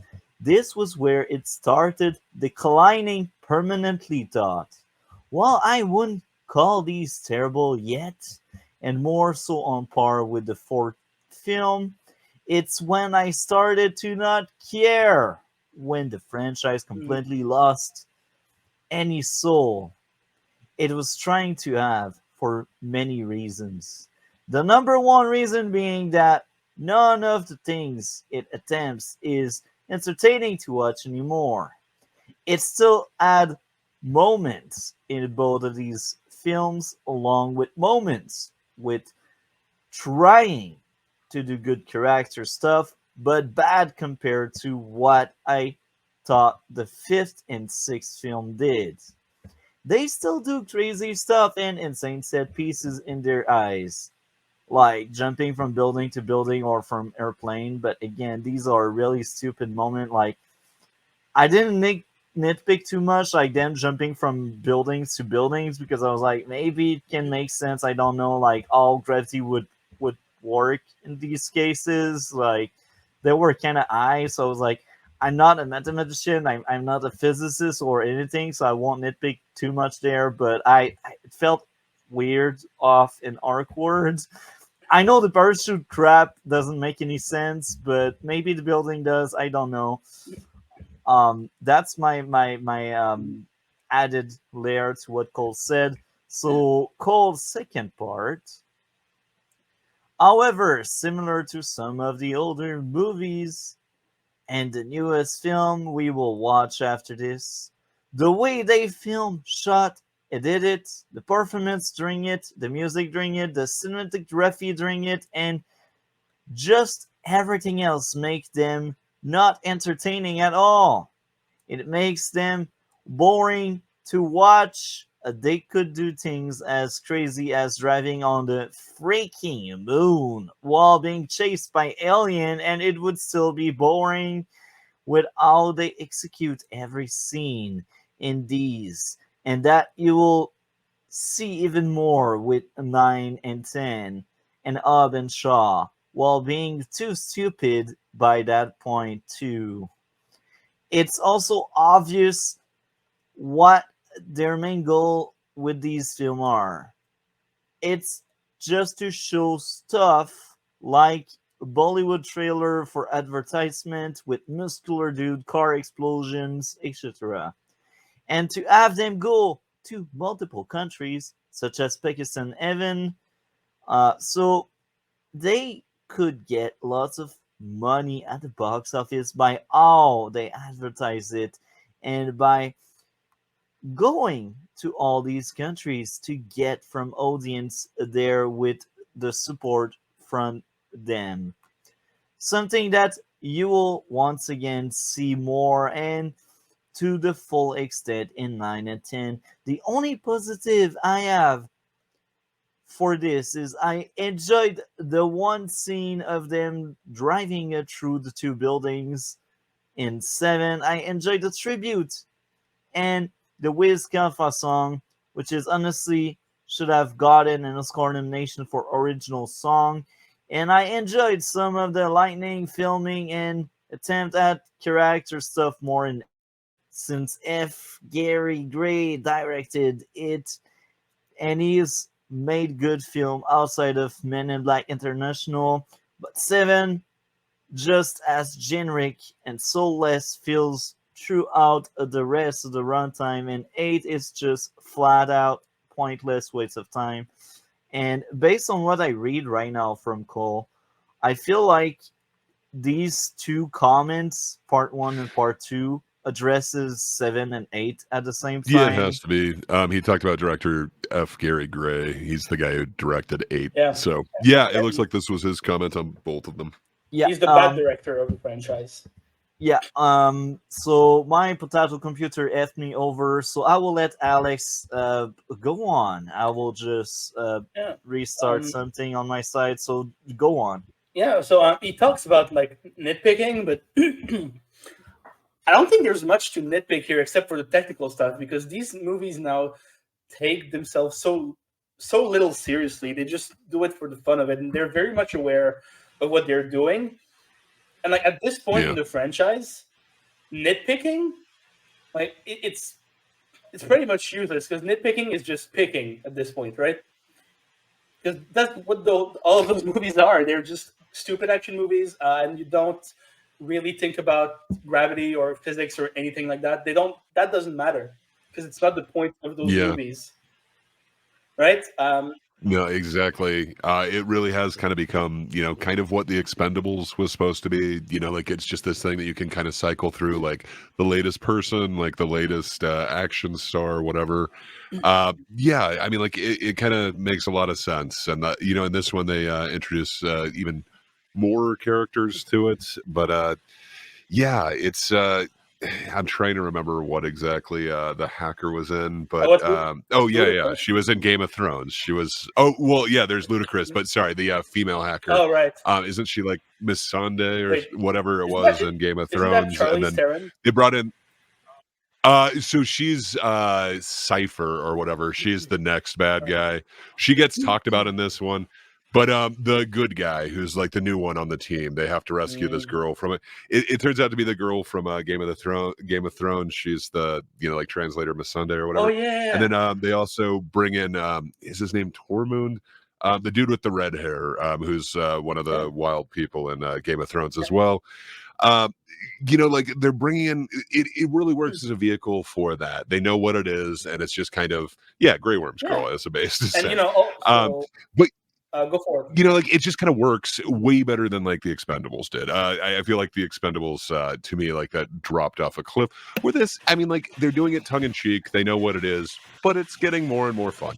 I don't necessarily disagree that this one is somewhat pointless, but they all are. I mean, at this point, they're all pointless. Like they don't really tell any. They don't tell a story, right? They're just excuses to have action set pieces, and something that. Cole said in his text that he got bored of it. He thought it was boring and soulless. I kind of disagree there, because I think I'm always kind of entertained by them when I watch them, but I'm entertained in the same way that a toddler is entertained by me flicking my keys. Yeah, exactly. It's Jangling Keys, the movie. It's great. Yeah. Right.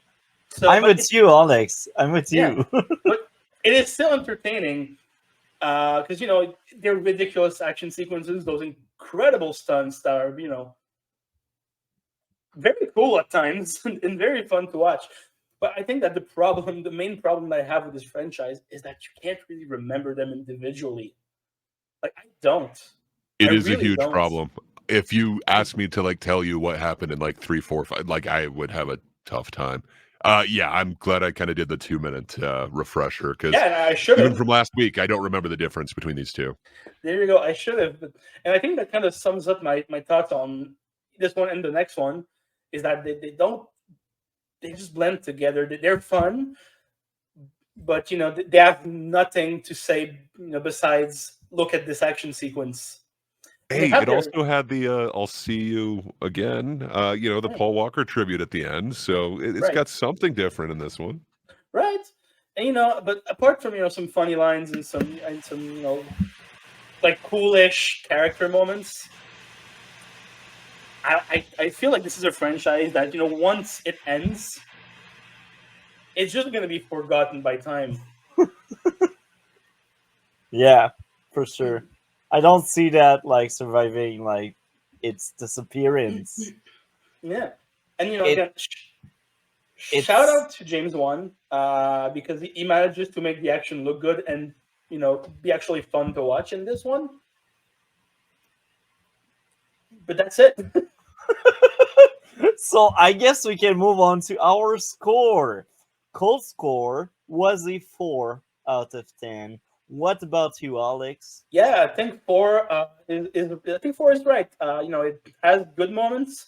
It is funny, but I will not remember it 5 minutes after having finished it. So yeah, 4 out of 10 is a good score for it.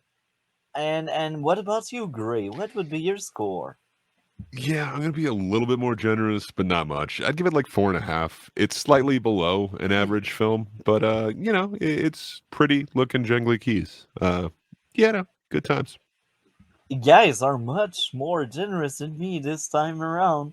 Um, so based on my score system, it went in the negative with negative 2.5. But I tend to be like, you know what? It doesn't sound honest. So I gave back points the same Well, you way I got to give it did. at least 1 point for Kurt Russell, right? I gave back points because of the action and the music. Yeah, So the final score will be a 2.5 out of 10. yeah, it's Because we fair. have seen more. Like, we have seen better movies. We have seen worse movies. It's that simple. Yeah, it's fun, but it's mid. It's in the middle of it's middle range. But it does have its fans, and I feel like at this point it cannot really gain new fans. It just has its fan base, and that fan base is always going to be there for them, and that's beautiful. Yeah, I agree. I agree. So let's start to talk about the eighth one. So that's the one with Charlize Theron. Yes, they finally show Cypher. And yeah, it starts out with Vin Diesel in Cuba. He has to do the Cuban Yes, mile, not a quarter mile this time. yes, But he has to race in the worst car possible, but it's okay because he's got Cuban NOS, which is different than regular NOS. yeah. It's Cuban. Like Cuban coffee, it's It was stronger. It's more grown and harvested in Cuba. yeah. So it does different, and it turns his car into like a flaming sled, essentially. But whatever, that's just fine. Yeah, this one totally jumps the shark for me. So it introduces Cypher, the Charlize Theron character. They'd kind of talked about her before, and like her relation to God's Eye or whatever, this satellite data system that can find anybody in a matter of moments. Uh, but now you actually get to see her, and for some reason, her assistant suggested to her that she does dreadlocks for this movie, and she went with I that. think it kind of I works. really hate that. I don't know, but yeah, it's interesting to say the least. And then somehow they have like. So they decided to do the thing where Dominic Dom he has an actual child that his former lover never told him about, even though she knew that Letty came back, so she just decided to slink off and have a baby and never let him know. So that's interesting, and somehow Cypher has kidnapped her and the baby, and is now making Dom turn on his team for this. So this is the anti one. Apparently, by this point, Vin Diesel is really not getting along with a lot of the actors, and he has it in his contract that he will not do scenes with them. So you get a lot of weird Vin Diesel side missions, if you will, where he's not really a part of the team, but he's there. So yeah, this is kind of interesting.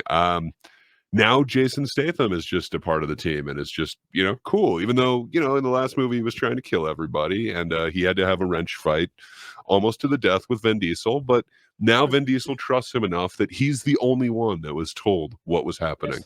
And not only that, but he contacted Deckard's mother, and she's also aware of this, that he needs Deckard's skills that only him and his brother can do, which his brother is now out of the hospital and is good now. So yeah, and then this gets weirder from there.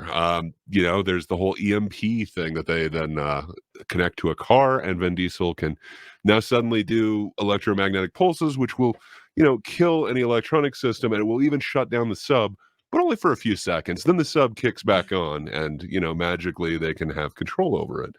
I don't know. So nothing seems to be working in this, and then they're trying to shoot a nuke off for unknown reasons, but they almost succeed. But then they pull out the chip, but everything about this does not work for me. It is just it shouldn't be. I feel like I've seen so many things similar to this. Like, how many cars on ice movies does there have to be? And then if you're going to an ice world and you have treads and stuff, why would you choose like a sports car? I think he brings a Bentley or something to the ice. Like, why? I know one of them has like a Porsche. Like, just why would that be your vehicle of choice for this snow world? Like, I don't know. Because Fast and Furious, anyway, bro. Nothing about this works for me. I like some of the characters, but yeah, this one just seems over the top in the wrong direction for me. But the prolonged baby saving, Jason Statham on the plane thing, it's kind of fun. I feel like that thing was shot well, even though it's, very corny, and it's, exactly what's going to happen the whole time. I feel like we've seen that before. That being said, it was done pretty well. But yeah, I don't feel like any part of this movie needs to be. And then they kill off, I cannot remember her name for the life of me, but the mother of Vin Diesel's child for no reason. But now, he's got a kid with Michelle Rodriguez, so family. We're good. Yeah, I don't know. I don't like this film. This is the least one to me. But I could understand why people like this. But it's no taking down a drone with an ambulance and then taking a chain gun and walking down the street with it. Mm-hmm. To me, that is peak Fast and Furious. The Fate is not for me. See, very funny. I like it. I like it. What did you think of that one, Alex? I have a bit of sympathy for it because it's the one that I can remember sort of clearly. And I think that Charlize Theron is the best part of the whole thing because she's having a lot of fun with this villain character. The way she like kind of monologues and she like really, eats up the scenery and takes space in her scenes. I think it works. Because they got such a powerhouse of an actress there to play the villain. And storyline with Dom turning evil to save his kid. Yeah, it's a bit cheap, but I think it's at least different enough from the previous ones to be sort of memorable. And I do think that Jason Statham and that kid, that baby, have a lot of chemistry. And I don't know that moment when he talks and he like saves the kid in the plane. It shows like a weirdly nice and tender side to these movies that is really not there usually, and that really worked for me. Like I thought that it was one of the best part of the whole thing. And of course, you gotta love Tej, Ludacris's character when he has like a hacking battle with Charlize Theron. They're trying to overhack one another. I think it's very fun and very silly. And as far as hacking sequences go in movies that don't understand how computers work, this one. But you don't understand. You can just pull the chip out. It's going to be next to the thing in English. Everything else is in Russian, Cyrillic, but that's okay. But as far as these types of scenes go, I think this one was pretty fun. And even though the whole movie is not well directed at all, I think the concept and the actors kind of save it from being a complete piece of shit. And also I want to do a shout out to Tej's character, who in the first movies was just the guy who takes bets at the race car tracks, and now he's the best hacker in the world. Hey, he ran that Florida scene, okay? Mm-hmm. Like, if it wasn't for him, Roman, he would have been nobody. It's true. It's true.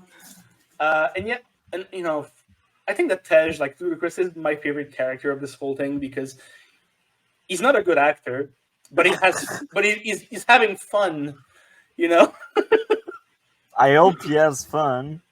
He's having fun, and he really likes the salary that he gets, and that shows in his acting. He likes the paycheck, and you can see it in the way that he delivers lines. That's about it. Because I do have sympathy for this one, but Yeah, that's about it for me.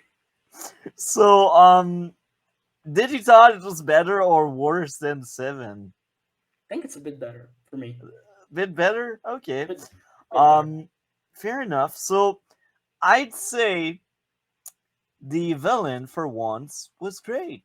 I enjoyed her. Mhm. And I also enjoyed Statham in Seven, but I feel like it was more generic than her. She was a bit different, and that's what I kind of enjoyed. So I won't praise it too much. I need to tear it apart, and then we can praise it a bit more. Issue number one: plot armor. Toretto jumping the car without getting injured. Toretto not getting injured by the flame car. Like, you see all the flames. It was like immune to fire or something. I don't know. Fireproof. I'm jealous.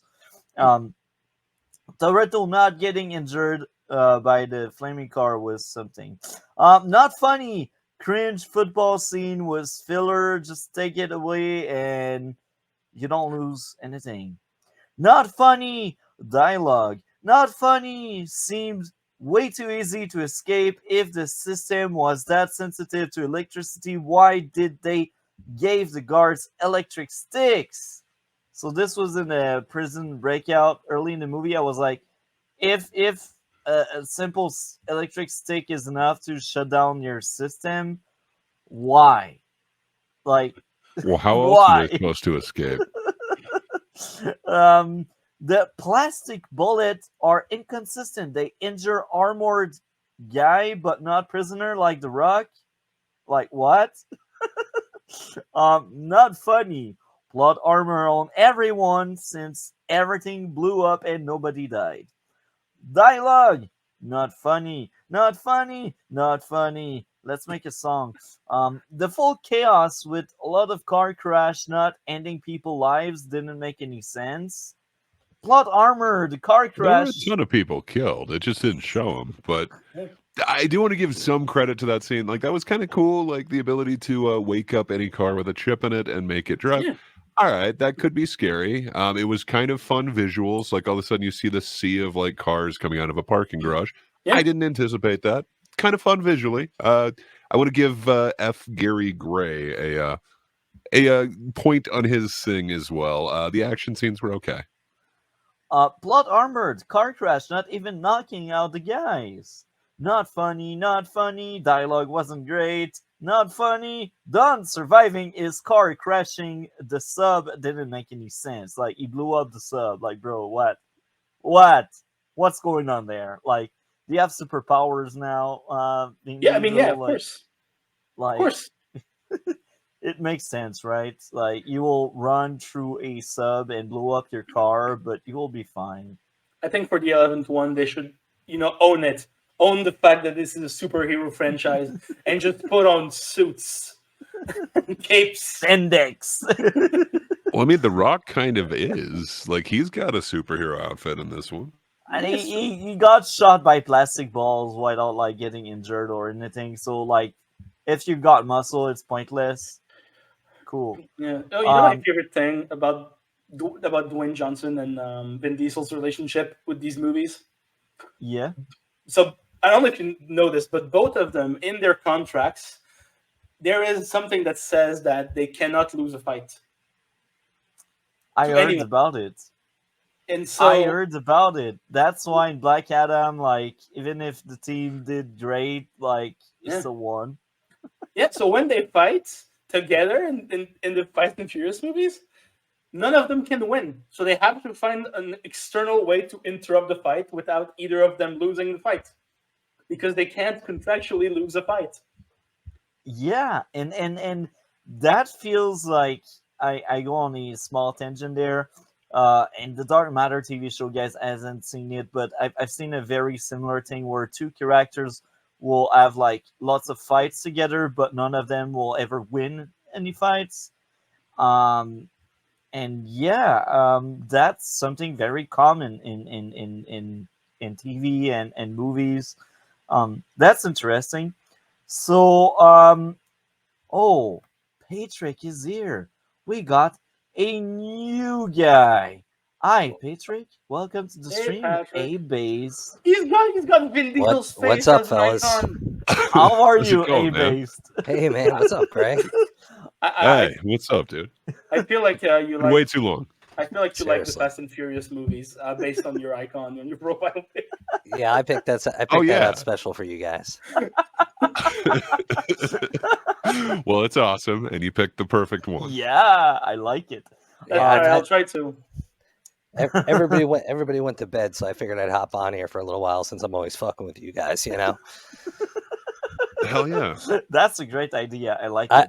I can never 100% tell if I'm getting on multi topics nerves or if I'm like if you're actually thinking it's funny because sometimes I think I know. it's funny. All right, I'm good. easy to make laugh. Like when I think something is not funny, it means it's pathetic, but it's rare. Like when I mention not funny in movies, it's because I think it's pathetic, but you're funny. You're genuinely funny, Patrick. All right, Like good that's deal. why I'm excited to have you on. Well, nice to meet you, Patrick. I'm Alex. All right, good to meet you too, Alex. Anyhow, So this is your favorite film franchise of all time, right? It is Oh, the Furious movie. Yeah, how many is there? Like, is there 12 or is there 10? 10 now, 10. In 11. my heart, there's 12. There's Ub and Shaw. Oh, no, there's yeah, 11. technically there's 10 of them, and then Hobbs and There's Shaw. 11. So 11 plus 1. Yeah. All right, Yes. because I like Hobbs and Shaw. I think it's technically 10 plus 1, but yeah. I've seen that. I've seen that multiple times. I'm with you guys though. I can't tell. Like my girlfriend loves them, but I can't tell which one is which ever. So to me, it's all like There you go. anything.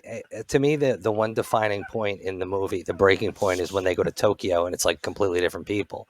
Tokyo Right. Drift. That's the third one. That's the Third third one. one. As far as I'm concerned, that's the end of the first one.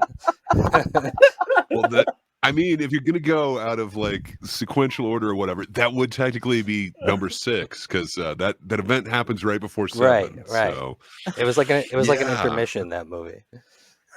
It's like here's some other shit, but it's similar. Yeah, it's like, you know what, Vin Diesel and Paul Walker are busy. We'll just hire random guy number 1. Yeah, And, yeah. Paul Walker's popular you mean right now. Shane so- Black? also, you can tell so much that they didn't shoot any of it in Tokyo. Like, none of it was shot in Tokyo. And it shows. Yeah, what was it? Canada somewhere? Yeah. Probably. Probably. So anyhow, I did roast a lot that movie, but I did enjoy it a lot. That's probably my favorite in terms of entertainment value. I still think it's a really bad movie, but just entertainment wise, it's amazing. I like it so much. So my favorite line was when they were joking about like being top 10 most notorious, but there's the guy that didn't make the cut. It was 11th. I found that funny. I was like, oh yeah, that's very relatable. Like you're surrounded by these big shot and you're like 11th. That was a very sad one and funny at the same time.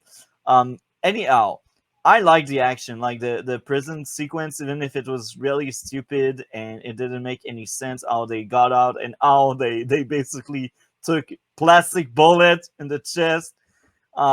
It was entertaining. That was cool action. Just seeing like two guys just beating the crap out of guards. That was fun. But again, it's just a dumb movie. Like if you turn off your brain, I can bet you can enjoy this movie much more. Anyhow, the action and the baby scene, you mentioned it, Alex. That's like it. probably my favorite action sequence, like It in all works. of the franchise. It works. Um, It's fun and it shows tenderness, which is rare in this stupid ass franchise. And on top of that, it show another side to Jason Statham. He's not like just a pure evil or brute. He is like Mhm. that guy that will have a more sensitive side. So I really like that. I was like, I need more of that. Like that movie franchise would be better. Because of people with your notion, we got the pacifier and the tooth fairy. Okay, Yes. keep Jason Statham as the mechanic. Yeah. We don't need him taking care of a baby. By the way, I Yeah, I hope agree. I hope we do cover the beekeeper at some point. You know, Maybe. I am looking forward to Eventually. that one. this looks like a fake movie. And I'm so hyped for it. Anyhow, Even if it's mush and you cannot really remember much, Patrick, what would be your favorite fast? My favorite out of all of them? Yeah. I don't know if I could say it's my favorite, but it's the one I remember. There you go. That's the same thing for me. I remember when they when they dragged the safe down the road with the chains. They're Fast pulling- Five. That Fast was Five. Fast 5, yeah. Plus, I was Oh yeah, it and was they catchy. had 2 safes, sir. There was only one that you saw, but there was a second safe. Is the introduction of Yes. Dwayne Johnson's goatee. Yeah. And I often reference Too Fast, Too Furious. If anybody says anything is fast, I say, was it too fast, too furious? And then also furious. But yeah, no, 5 I guess would probably get it for me. Is that the one where at the end they end up with all the money and then that song starts playing and it's like and they all have I money think at the it end? was. Yeah, I like that one. For me, that's where it all ends. Yeah, I think 5 is also peak for me. But yeah, I don't know. You weren't into the Cuban Mile? You didn't enjoy that version of this? Which one was that? So that's the start of 8, where Dominic Toretto is now living in Cuba, Oh, and he's used to living his life a quarter mile at a time, but this time he's got to live at a Cuban mile at a time. But it's okay Is because that he's got Cuban nos. is that the one where he takes the kid's car and he drives like the Yeah. bomb of the kid's car, and it almost explodes? Yes. The car. Yeah, that was Yeah, because he's doing the Cuban mile. Right. So yeah, that's his superpower. He can win yeah, in and any piece of then shit. it eventually. Exactly, it's all about the driver and how they know how to use the nos button. Yeah. It's real It's technical. years of training, thumb training, serious thumb training. Fucking so stupid. I mean, that's stupid, but like you could find stupid elements in every one of them. Like 7, The Rock flexes out of his cast because no, but they that was need him cool. now. Like, Yeah, and when they fight, he's done healing. they fight on the parking lot in that one, and when I think like when at some point Dwayne Johnson misses a shot and he punches the ground and it makes the whole fucking thing collapse because of this punch. Yeah, I mean, he's Is- powerful. Is Ryan Reynolds in one of them? I am not sure. I haven't think he's seen in 2 of 9 or them. 10, but He is. he might be coming up. I know we've got Scott Eastwood in this one in 8. Right, he plays So, the FBI agent. We get some. Yeah, little nobody. He's like Mr. Nobody, but he's the little one. But yeah, so we get Eastwood. We do get some Hollywood royalty in this one, but I don't know if we got the Canada's finest. Ryan Reynolds. I'm looking forward to that in the next couple. No, he's not in them. I mean, he was in the movie with Dwayne Johnson, Red Notice, which is why I think you might have confused Edward. Yeah, Maybe I am confusing them. Yeah, you might be right. I thought he was like in one of them for like a minute, like he was a handler or something. But you're probably right. I am probably mixing them up. Or no, it's isn't it Hobbs and Shaw? He's in Hobbs and Shaw. He's his handler. is he? Sadly, I wasn't required to see that one, so I haven't seen that one yet. Oh yeah, he is. Okay, you're right. I've got that to look You're forward right. to. I'm looking at IMDb, and he is in Hobbs and Shaw. Yeah, because the daughter is in the Fast and Furious movies also. Yeah, he did that after Detective Pikachu. Yes, that's a fine film. I'll take that over any Fast and Furious. God. Okay, so is it all like just a huge drop off after Fast 5 for you? You said the safe one is your top. I don't know. Is it just like a straight drop off on each one of these, or? Or is it the drop up from the tower in I don't know, Dubai in the car? Well, that's 7, and there's 3 towers Right. involved. It's so hard to tell which one is which. Go. Where are we? Where are you guys at now in list? You're at 7 or 8? 8. We just Fate of the Furious, so 8 F8, and that's the one with the nuclear sub and the Cuban Mile and the baby. Okay, I've seen this one. And jumping from plane and building to building, that was 7. Yeah, the cars parachuting out of a plane to catch the hacker, then driving down the mountain, and then the drone and taking down a helicopter. That was 7. And Yeah. Charlie Theron with dreads in the next one.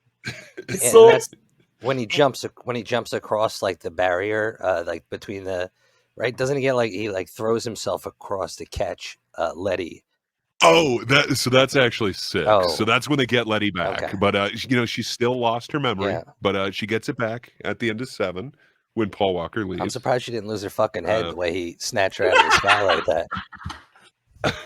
Well, no, they're good. Yeah. They're good. Yeah, that's fine. He's saving superpowers. Humans can just do that. Without breaking your neck. Well, I mean, there was a windshield that break their fall. That's true. That's true. Oh, man. I slept wrong last night. I haven't walked wrong. So A-Base, I'm curious to hear your opinion on Abin Shah. You mentioned it in chat. What did you think of Abin Shah? Are we covering this one like next week? Yeah, but I don't know it. if we will have Patrick next week. That's why I'm asking him right now. We won't talk about it today, but since Patrick is here, I'm just curious. It's a popcorn movie, but it has all the obvious issues, like just people not getting shot when they should be shot, and like people not using guns, and fight scenes that are just ridiculous, situations that should never happen, and two people who should never ever, under any circumstance, get along. So, I mean, it's perfect. I agree. I haven't seen it yet, but I agree. It's perfect. You can't watch any of these films and take them seriously. Like I get, like I get, you got to work within a little bit of like logical shit. But I mean, it's even, and not like I don't want to jump franchises, but like John Wick and like, John Wick is a good franchise. There are it's a very good franchise, but they have bulletproof suits. Like John Wick. I mean, it's fine, but their suits are bulletproof, is what I'm saying. So, like, you have to, if you're going to enjoy these kind of over-the-top action movies, you have to suspend your disbelief. Otherwise, you're not going to be able to enjoy it. You might as well go back and watch Steve McQueen, because that's what a real car in a real situation can do. Yeah. But I've watched almost all of these movies. I just kind of, like I said, after 8, I don't know. I don't remember any of it. Like, it's all, I know I've watched it out of desperation. I know I saw them in outer space. Well, you remember that Ryan Reynolds was in it. So did that make it significantly better? Yeah, at least dreamy. But okay, fair enough. No, but Nikki makes me watch all these kind of movies. Like if it's anything that's Transformers, Hunger Games, anything that's a franchise that for some reason she loves, and it's a guilty pleasure for me as well. So I know I've seen 9 and 10. I just don't know what the fuck they're about. Well, I have not, but I also don't know what they're about. But so I got to admit, I'm enjoying this whole thing more than I thought I would. I had kind of checked out, I think, around like 4 or something. It was just like, nah, this is not for me.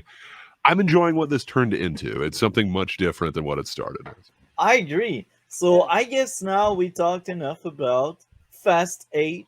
So I will ask you, what would be your grade out of 10, Alex? I think I'm gonna go a bit generous with this one because I think it's kind of charming. So I'll give it a 5. Oh, that's very generous indeed.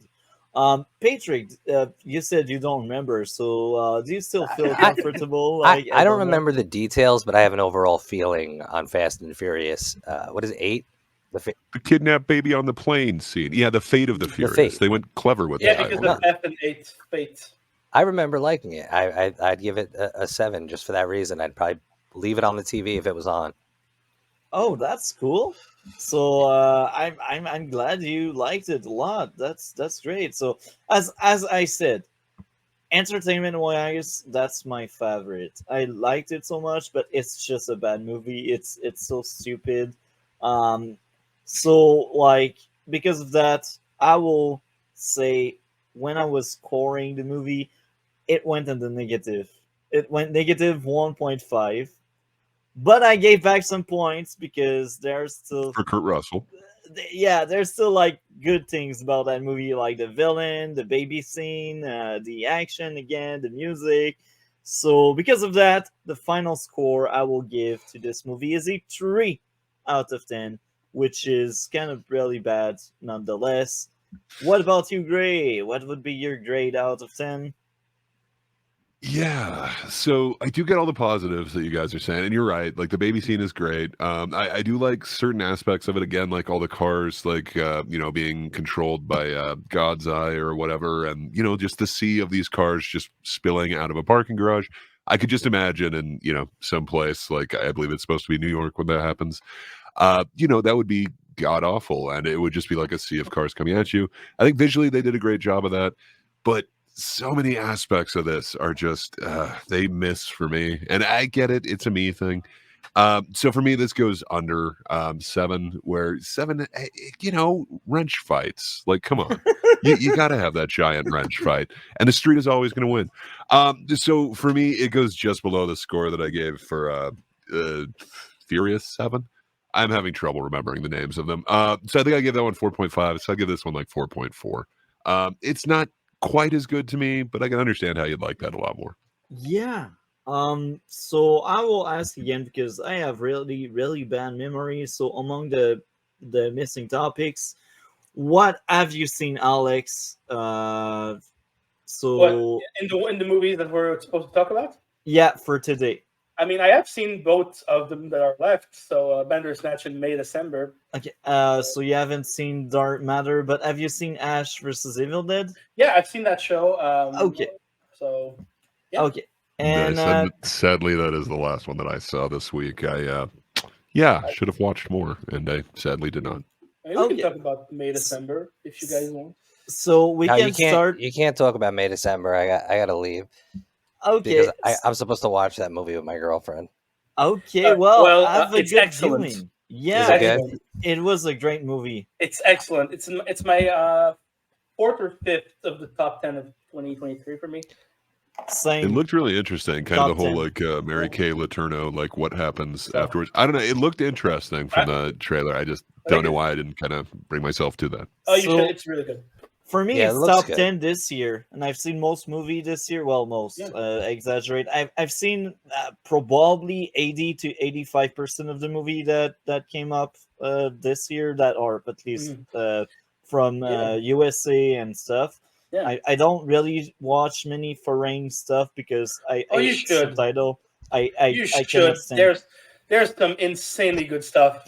I just cannot stand subtitle. They drive me nuts. They take me out. No, I agree. I agree 110%. Like subtitle, not with you. He's agreeing with Multi. These two uncultured swine don't want to read a movie. No, I don't want to read. If I want to watch and listen. I'll get a pamphlet. Like, no, yeah, and then the dubs are the worst of the worst. Like they're just brutal. It takes any amount of emotion out of it. Come on, sometimes rarely. The horrible dub is amazing. How like Netflix has not come up with a way to like get a company together to really do that well is beyond me. Like how many people don't watch these? I don't watch any of these. What's the appropriate term? Oriental shows? Just kidding. Anime? No, I mean like the when Korean. You say it like that. Like it sounds Korean like you're watching porn. I watch Oriental films. No, like the Korean or the Chinese ones. They look like great series, great movies, but I can't watch it because the dubs, and I don't want to read. You should try. Still, I would say you should try. Some of them are so amazing. It just take me out. That's the thing. Like, even if it's a great movie, I just don't have the same kind of attention and focus, like patience as well. Like, like Planet of the Apes. Planet of the Apes took me right out of it. I don't know fucking sign language. I'm not reading that shit. To give you an idea, like 2 weeks ago, I believe, or 3 weeks ago, I can't remember, but at some point we covered The Boy and the Heron, and very good. It was a enjoyable movie, but I passed out in the middle of it for like at least 5 to 10 minutes. You mean you passed out? You just like I closed my eyes and I opened it back, and there was somewhere else in the movie. What movie? The Boy and the Heron. The Boy and the Heron. And I blame half of me passing out on subtitle. The dub is good though. The dub is pretty good, from what I've heard. So yeah, Those dubs are usually decent. It's not like a Mhm. like one of those Netflix ones like Patrick's talking No, Yeah. those about are with the garbage. horrible Those are garbage. dubs. No, Yeah, and I watched that. What was that series that was out that everybody went crazy about last year? Squid Game. Yeah, I watched that whole thing. I've watched Train to Busan with the Nice. dub, and that's not a Hell great yeah. one, but I mean I the do really movie's like great. Train The to dub's Busan, not yeah. great. No. Yeah, okay. yeah. So since you're there with us right now, Patrick, I will ask you, or I will ask Gray, do you have each other on Discord? I'm wondering if you added each other on Discord, Yeah. so I can add you to the chat, Patrick, or Gray can add you to the chat. Sure. Sure. I don't know how often Patrick's on Okay. Discord, but yeah, Every So day. you can get messages now. the Okay. Well, hell yeah. the reason Every minute. is add him to chat number 4, the one I just created. So this way, Patrick will be able to see the planning every week, and if you end up Oh, like yeah. on Discord and It's a special base chat. yeah, yeah, that's and yeah, so yeah, Dre, you will add Patrick when you can, Sure. and you will be able to know what we are talking about every week. And watch them. Yeah, if he has I- time. Yeah. But No, again, He's seen most Yeah, of them. and honestly, it's actually good sometimes. I used to like when Gray and I were doing the like, we'd have particular movies that we covered, so that it like gave me a reason to be like, I'm gonna watch this movie, even though I looked at it and I'm like, this movie looks like it fucking sucks. I still watched it anyway. It usually Yeah, but it gave me Hey, Barbie was gave me a based. purpose. Barbie But, was average. Yeah, Barbie was ridiculous. I really like Barbie personally. I think it's very good. Barbie was the biggest scam of a lifetime. But that movie tricked everybody into being like, look for the political message. It's in there somewhere. You'll find it. Oh, It was there is never- one. It's kind of barely. yeah, it's barely there. It's still a bit there, and I don't. I really liked it personally, but that's me. It's- I thought that was the average movie. I was I- entertained. I think Gray had said it that it was like a Rorschach test for anybody watching that movie. You were going to see what you wanted to see in it. Yeah. Yeah, that kind of makes sense. Yeah, I mean, for me, what I saw was very enjoyable comedy. Yeah, It was okay, but I couldn't watch it again if I tried. Like now that it's free, it's on TV. I'm like, I don't want to watch that. well, that's fine. That's fine. It's not for everyone. You want to know something though? Nikki and I started watching something. My girlfriend's name is Nikki. We started watching the show like on a whim. I actually saw a TikTok of this annoying teenager, and she was like, "This is the new mystery on TikTok, and it's great. It's gonna blow your What is mind." it? It's called "Fool Me Once." I don't know what that is. I think Me it's like neither. Oh. So it's a Harlan Coben novel, but Yes. they Ah. redid that. I love Harlan Coben's novels, but I have no idea about this version of it. Oh my god! I think it's a French one. It's very new. It just came out. I have no fucking idea what's his name? Harlan Coben. He's a Harlan Coben. he's a mystery writer. Yeah. Okay, I mean, I assumed as much, but I've never heard of him up until tonight. So this girl suggested this thing on TikTok, and she was so annoying. And then I'm like, you know what? Fine, let's put it on. And like 4 episodes. It's 8 episodes total, and we binged 4. They're about an hour a piece. We binged 4 tonight, and it's one of those you start watching it and you're like, eh. But then all of a sudden it's like, oh wait, a layer, another a whole. Oh wait, this, and it's almost like a video game where you go to like one place and it's like, this is the task you have to complete, and you complete it, and it's like, okay, you need to go to the next task to find, this person. And like, I can't tell you anything more about this than the main premise, but basically it's about a woman whose husband gets murdered, and a few months prior, her sister was murdered, and it's mysteriously connected. And they give that away right out of the gate pretty much, so I'm not spoiling anything. Like, you can read that in the blurb. Sounds But interesting. I'll tell you what, Sounds fun. it's fucking great. And and the girl in it is really fantastically sexy. So Nice. yeah, she's got this great like UK accent, and it's just great. And that the old lady from do you guys remember a show called Absolutely Fabulous? It was an English show. Oh, AbFab. AbFab. Yes, man. So one of the women from that is like the mother, the matriarch sort of thing. And I'm telling you guys, like I put it on and I almost turned it off after about 10 minutes, and then we just kept going because we were bored. And holy shit, we couldn't stop. I love like all of his novels, and then the adaptations of them are pretty good because they're actually based on like decent source material. But for some reason, he's got this thing where he keeps like licensing his work out to like UK companies to do like a European adaptation. Usually, it's kind of French, but that's awesome, man. I've been enjoying them, so I'm glad to hear this one doesn't. Maybe suck, that's why I haven't heard of the other ones. What are the yeah. other ones? Maybe I haven't known them. I'd have think it was to Safe. look him up really quick, but there's a I bunch. think it was the show Safe on Netflix. That's also based on one of his novels. Yeah, I think that was one of them. Yeah, it is. It's Safe, and it was pretty good. Yeah, it was pretty good. It's with Michael C. Hall. So. Your cameo, Patrick, was amazing, wonderful, and I digress. This made this episode my favorite in this current season of our podcast. So thank you, Patrick. Anyhow, my pleasure.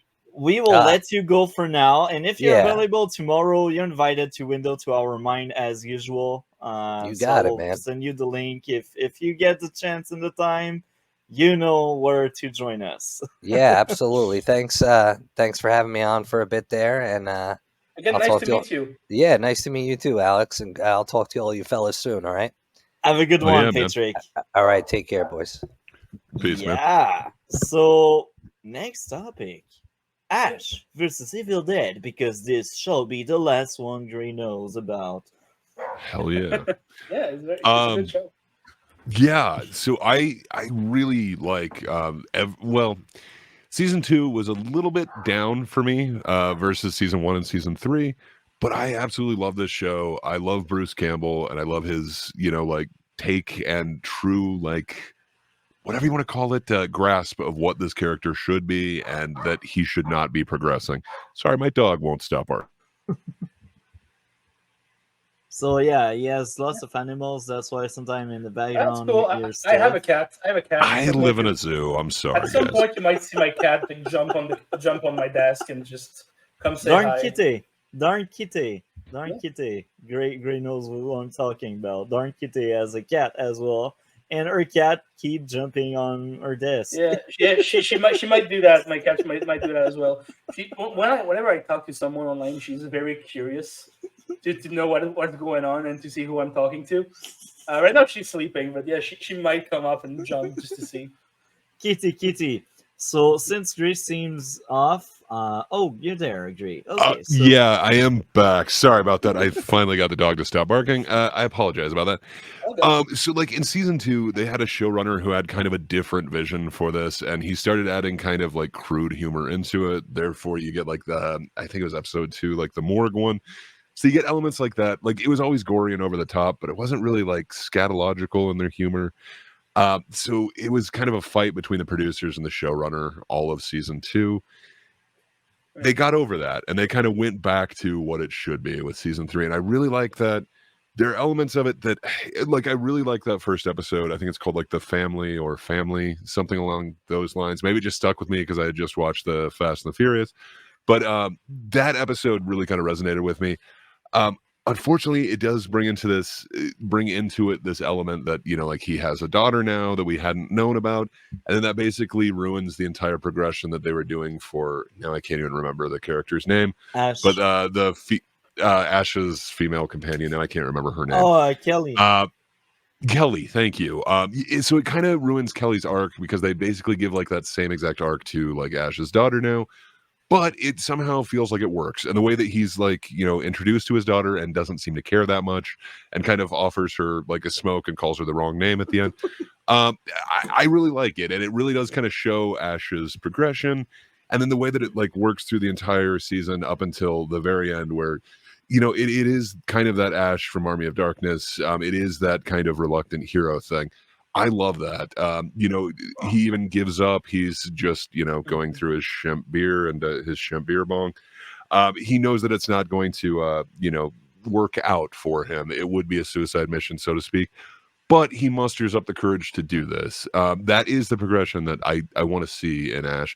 I don't want to see much. You do want to keep him that kind of juvenile character, the one who's very stunted.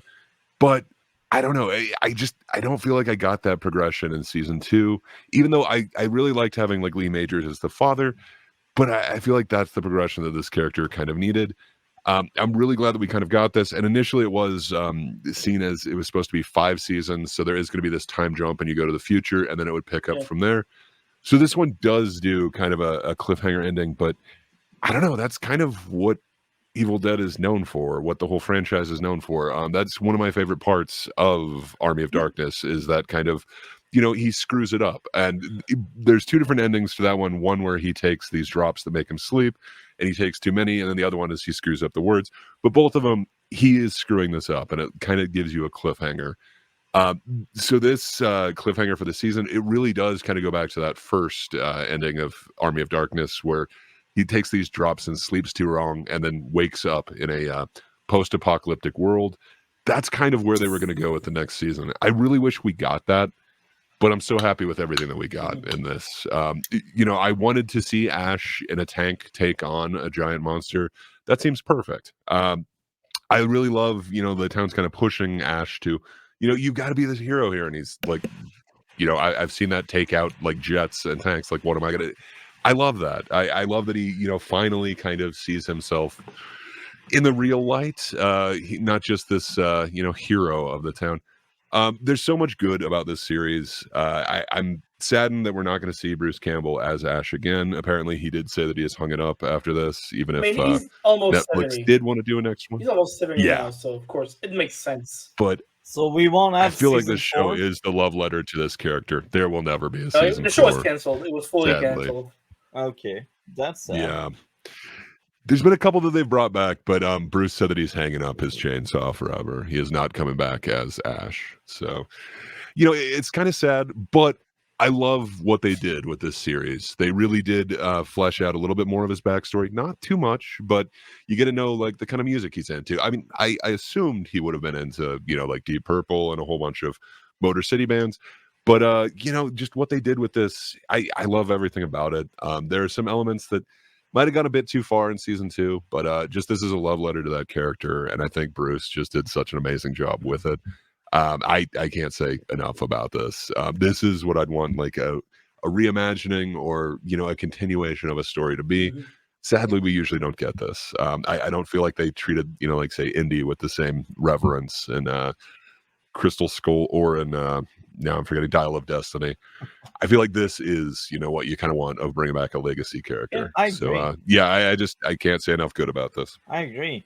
So, Alex, before you talk to us about season 3, let us know what did you think of season 1 and 2. Well, first of all, I really like the Evil Dead franchise, except for Evil Dead Rise. That's me. Nobody does. I truly hated this shit. That's one of the worst movie we covered. Yeah. But yeah, I really like this franchise. And, when they announced that there was going to be an Evil Dead show, I was kind of skeptical a little bit, mostly because it had been so long since Army of Darkness. But yeah, and then they came back, and I think that, I agree with Greg, is the way they treat Ash's character in this is very much perfect. And, at its core, Ash is very much this very insecure man who really needs everyone around him to think he is the shit. He really needs everyone to think he's cool. And Bruce Campbell is so good at playing that type of character, that type of,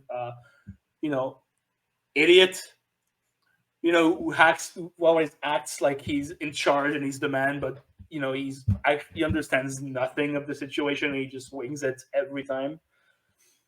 And I think that the way they did it in this show is pretty much perfect. And even with the sidekicks that they added, so Ray Santiago, and God, who was the name of the girl? I forgot. Ray Lee, but I can't remember the actress. Right. Donna Di Lorenzo. So Pablo and Kelly. I think they work really well, and they bring this really nice balance that was needed, so that Ash himself would not become, intolerable and annoying. Yeah. So I think I think it's very smart the way they did this. And yeah, I think as far as the storyline goes, it's very much a legacy storyline where Ash, his best days are behind him. And all he has now is this. He keeps retelling those stories to everyone who's willing to hear him out, even though they probably think it's all bullshit. And he's clearly living a life that he despises. So I feel like for him, when the Deadites come back and they're a bigger threat than ever, he comes alive because he's like, finally, I can be that cool guy that I wish that I was again. So even though it's something that's affecting everyone, it's horrors beyond the imagination. For him, it's like it's his dream life because he gets to be cool. He gets to be the guy who saves everyone, and he can leave his trailer and his shitty job behind. And so, he can forget his actual real life problems, which is something that I think he really likes to do. And so I think that's something that the show does very well. And I agree with that season 2 was kind of the lowest point of the series, but God, it really picks up in that 3rd season. Especially, even though the ending is a cliffhanger, I think it works. I think it really works, and I think it's very fun to imagine like Ash Williams in a post-apocalyptic universe where he can always be the hero, no matter what happens, because the world is gone now, and all he has left is what he always wanted to be. And so I think it's a very good way to end the show and to end his character arc from starting from the first movie in the 80s.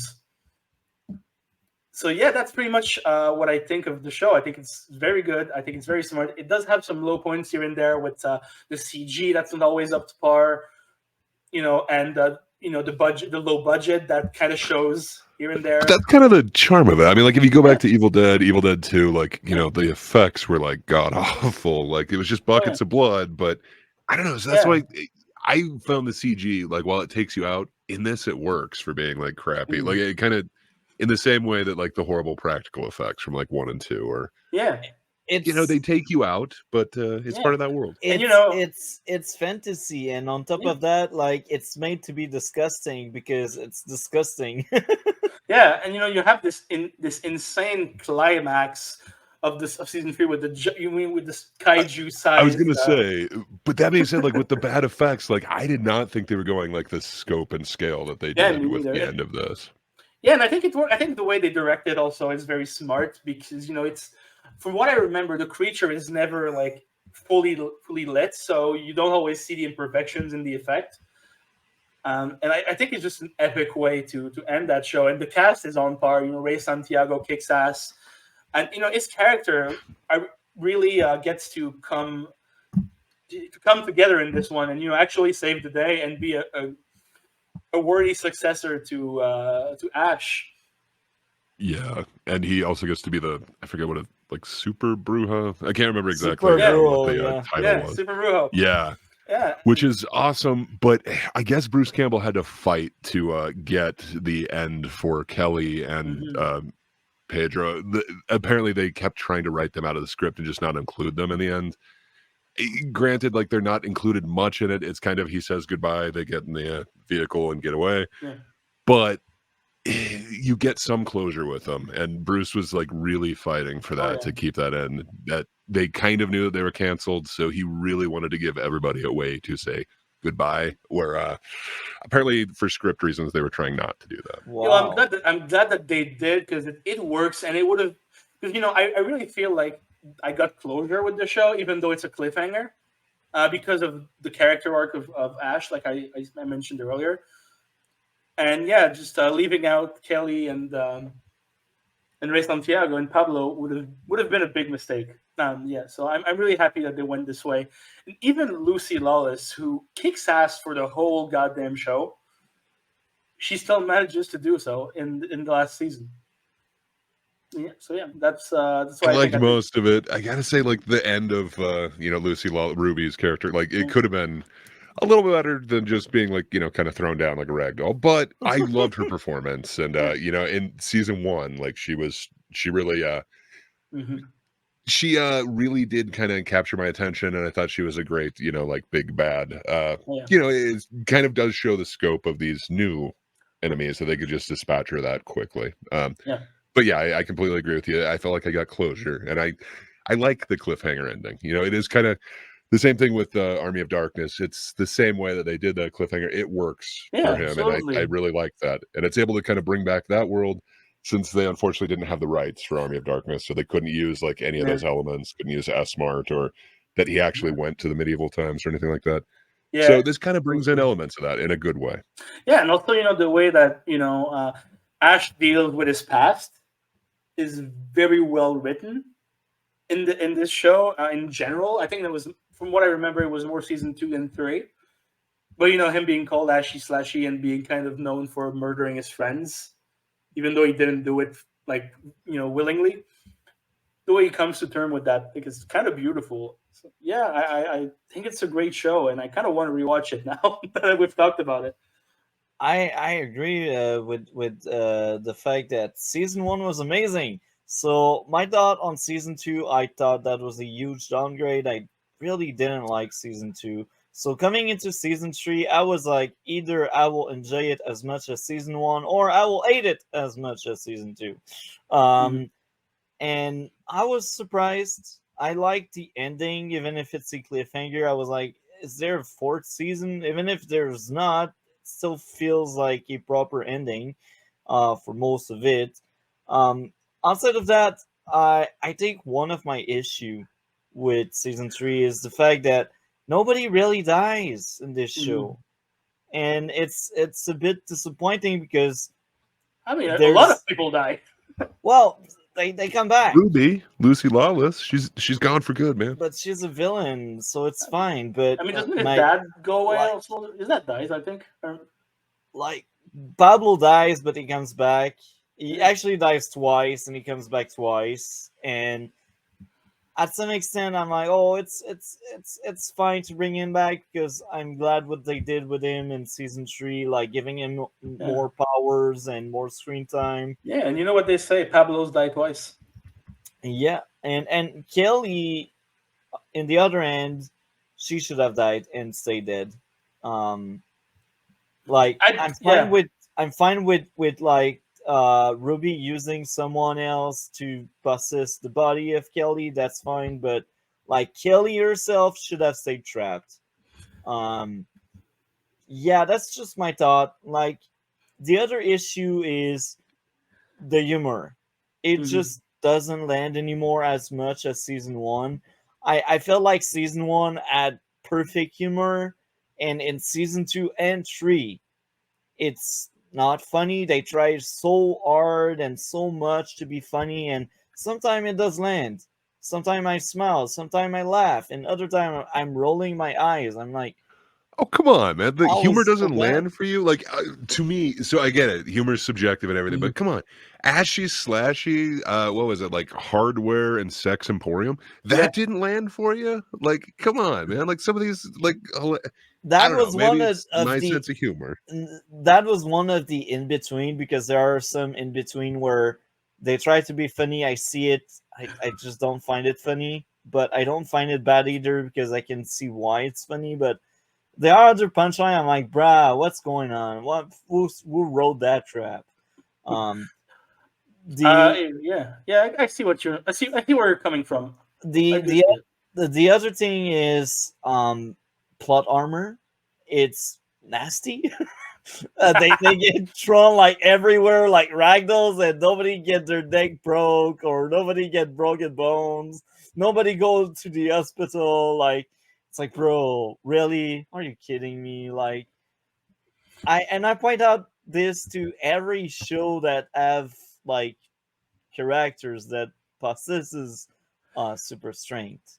So but it's hard. I agree to a point, but at some point also you gotta remember they're the main characters. Like, they have to survive the show for there to be a show. I see the point, but here's the thing: you can try to find a way to make them dodge or to make them escape easier, because just them tanking punches the way they do, Yeah. without even getting sent at the hospital, is like eye rolling. Mhm. The other thing is sometimes the writing is not really on point. The best example is um, early in the season, before like the relationship between Ash and his daughter was cemented. Um, Mhm. it feels like crazy things happen. There's magic. People are aware of it. They have seen it. They have experienced it. Yet Brandy doesn't believe that stuff. Mhm. It's like how convenient this is. And even after seeing like Pablo being turned into a demon, she still is in denial, and she still doesn't really believe her father, or she still like doesn't believe part of the story. She's like, oh yeah, he is lying, and that kind of stuff. I'm like, you know, there's magic. You have seen it with Pablo, but still you believe Ruby over your father, and it's like it doesn't add up. And I was very worried when they manipulated her to turn her against Ash. I was like, they need to fix that quick, because if they don't fix that quick, or they don't show you that there's two Ash there, I will be Mhm. pissed, because it's obvious there are two Ashes just by the behavior, just by what he does. Like, why suddenly would like chainsaw random people? That's obvious there are two different Ashes. Like, why would you believe a liar? Ruby is a liar. She has lied to Brandy, yet she still trusts her until she get a knife in the back. Mhm. It's like, okay, your character are smart when they need to be smart, and are dumb when they need to be dumb. Um, but this is my 2 cents. I do think this season is slightly better than 2. I was more entertained by it. The average episode is worse actually than 2, but I think the overall product with season 2 is slightly better. Um, so now we are near the end of that Ash versus Evil Dead. I will ask the panel, Gray, what is your top 3 and worst 3 episode in season 3? Um, I did not rewatch everything of it. I did rewatch the first one and the last two. I remember those kind of being the strongest. Right now, that's kind of where I would put it as the strongest, 1, 9, and 10. Um, so I think that's the family, and I can't remember what the last one is called, like not Measure of a Man, but The last one is wait, which one is it? The last one, No, the they Medal of fight Man. The Medal of the Metal Man. of Man. yeah. Thank you. Mhm. Yeah, I think those two are my definitive favorites. I really like 9, its lead up into 10. So that's probably where I'd go, but I might change that kind of on a rewatch. But I did not have any least favorite episodes this season. I remember this one being really strong and really liking season 3. Okay. What about you, Alex? What would be your top 3 and worst 3 episode this season? Honestly, I don't know because it's been a while since I've seen the show, and even though I remember like the overall story from it, I don't remember individual episodes, so I can't really say. I would need to rewatch the whole thing. Okay. So now I will read out Cole's thought before we give our score. So Ash vs. Evil Dead Season 3 for Cole, a great finale for the series. It has everything you would want from an Evil Dead show or movie, Mhm. and I love how they dive deeper into the world in this season. I thought every episode was consistent with almost no weak links. The stupidity comedy, and it works perfectly with everything else. It feels like being in a fever dream forever, and almost feels like if video games such as Alan Wake 2 was more of a comedy and slasher at points. My Mhm. one issue with this season thought is I thought the performance were weaker than the second, not as weak as the first thought. And I was disappointed that most of the supporting cast didn't evolve still. Outside of that, I enjoyed everything else about it. They had a tease at the end in case they were renewed for a fourth season, which they weren't, but they still made this season in a way its finale and proper editing. So this was Ash. That was Cole thought on Mhm. season 3, and he gave his top three, which is episode 1, episode 9, episode 10. His bottom three are episode 2, 3, and 8. Now, when it comes to me, my top three is episode 10 with a 10 out of 10. I'm looking to my notes right now. Um, because I have not seen this show prior our streams.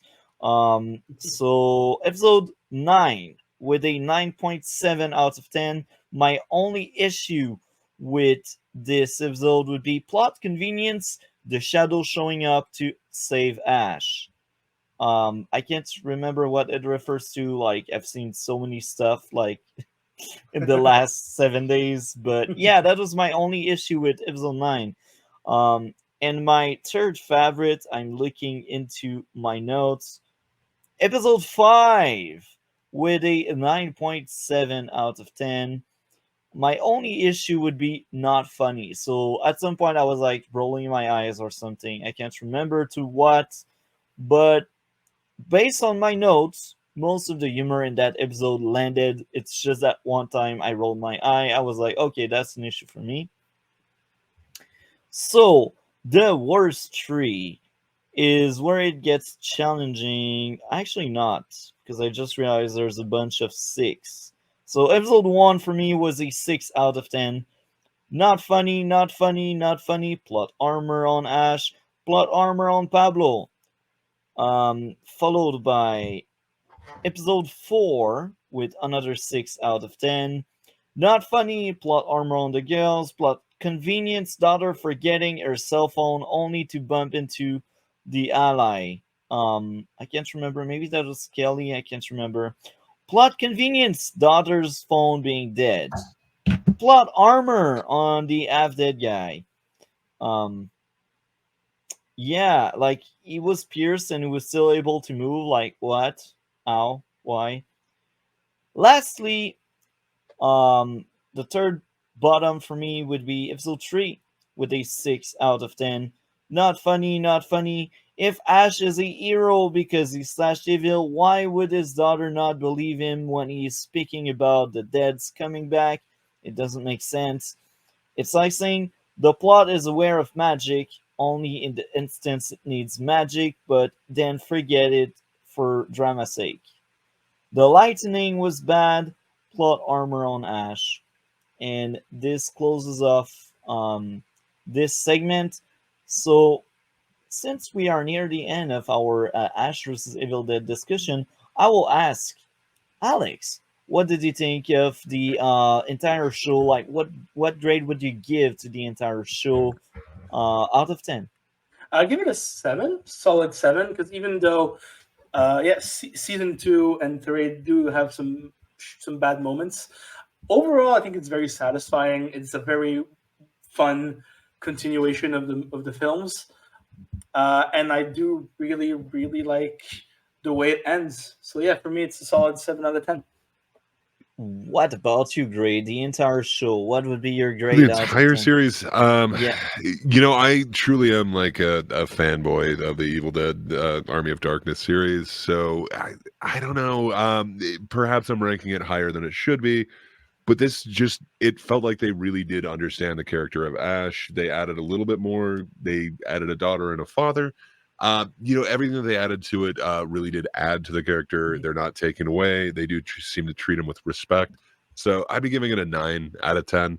I understand it's not everyone's cup of tea. It is definitely a strong tea, if you will, and it is not for everybody. But this is totally my show. Like I probably watched Evil Dead 2 like over 1,000 times. I really love what they did with Ash Williams in this. I think Bruce Campbell really understands that character, and this is the progression of that character. I think out of any of the like bringing back a classic series, this is my favorite. I don't feel like they've done it and kept kind of the true like heart of the character, the true soul of it, quite like Bruce Campbell has been able to do with Ash. So yeah, for me this has a huge warm spot in my heart, and yeah, I can't say enough good about it. I'm sure I'm ranking it much higher than it might had I not been such a fan of the previous ones. But yeah, for me they just hit everything like dead on. There are little lows, so it's not a perfect 10 out of 10. A lot of season 2 I would have changed, but yeah, I think the overall series I'd give it 9. I'll also ask right after I give away my grade for the entire show. I will give this entire show a 8 out of 10 because I thought season 1 was a masterpiece. Season 2 and 3 were clearly a downgrade, but season 1 really rise up like the entire score by a lot. So before we move on with next topic, I will ask the both of you, starting with Alex, what would be your grade out of 10 for season 3, and what would be your favorite season of the show? I mean, first season is the best one. The first season, for sure. And my grade for season 3, again, I think like the overall show, I think it would be a 7. It's got a bunch of low points, but for me, it really worked overall. Yeah. So what's the score for season 3? Yeah, I said it, 7. 7. Okay. Just like the Just like the show. basically. Yeah, just like the show itself. What Fair about enough. you, Gray? Yeah, I think this season is a little bit lower for me. Season 1 might have been a 10 for me. Season 2 is definitely lower. But season 3, it seems to kind of have the heart that I'm looking for that was somewhat missing from 2. So it definitely ranks a little bit higher. I think I'd probably give it like an 8.5. Okay.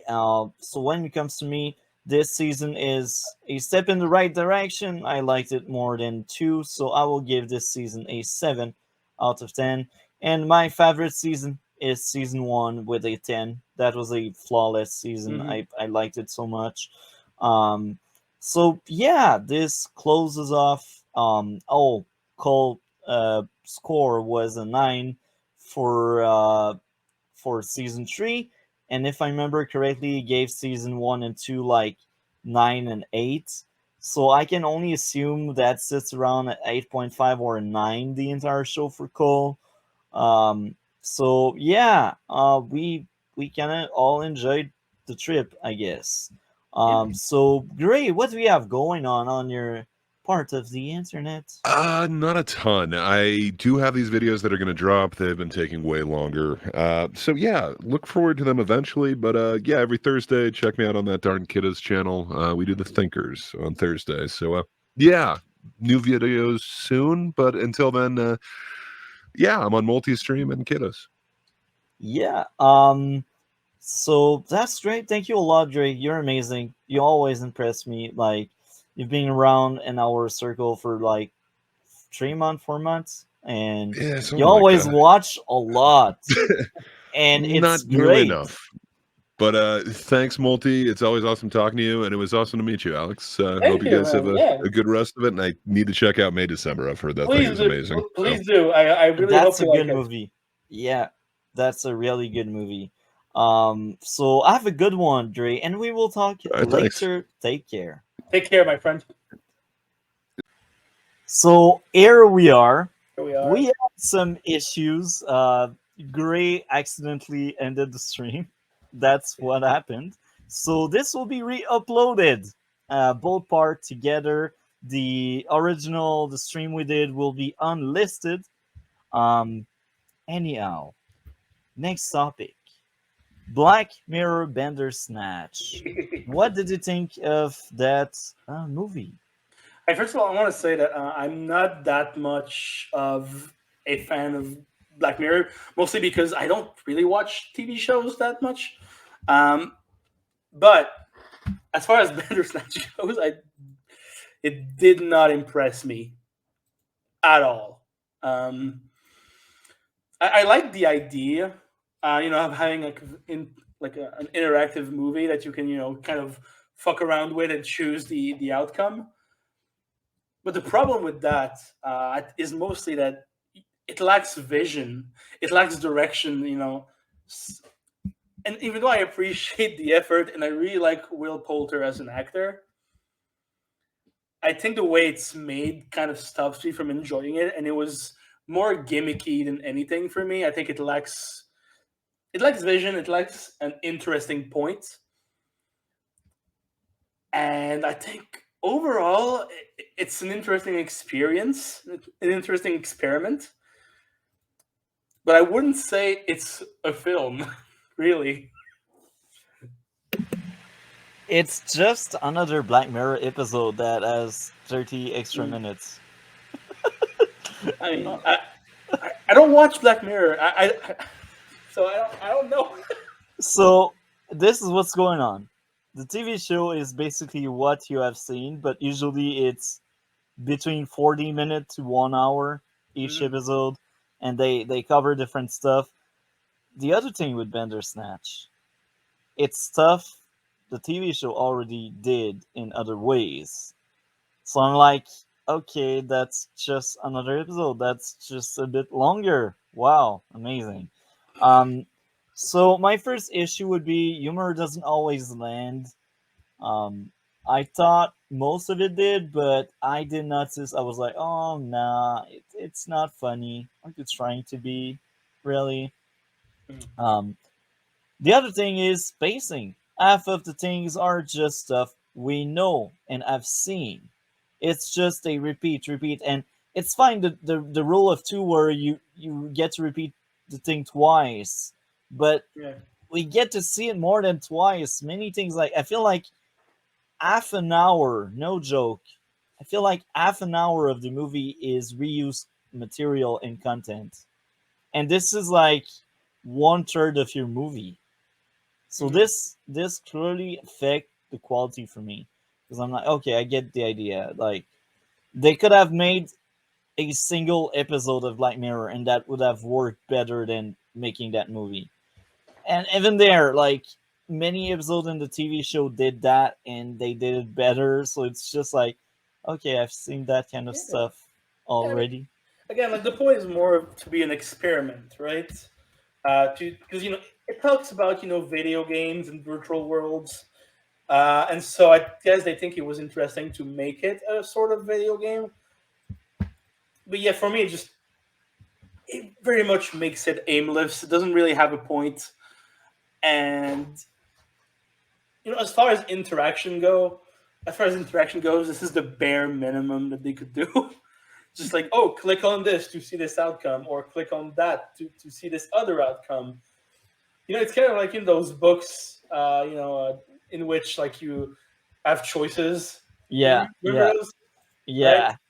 I It's was reading these in Yeah. elementary school. There you go. Same. It's kind of like that, but in movie version, and it's not more interesting than the books. Even though I really like David Slade. I think he's a good director. Art Candy and 30 Days of Night are really really good movies that I really enjoy. But I feel like here there was too much of like there was too much of a pressure from the creators of Black Mirror for him to do a certain thing, and he couldn't really fully express himself. And again, since it's a video game of sorts, he couldn't really express himself with the directing.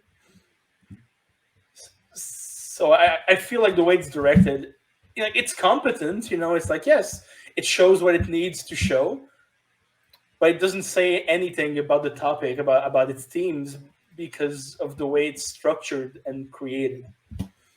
I still thought like outside of my two issues, I still thought that was solid. Like the performance, the Mm. direction, it's well filmed, and like the guy living in some kind of time loop early in the movie, that was good.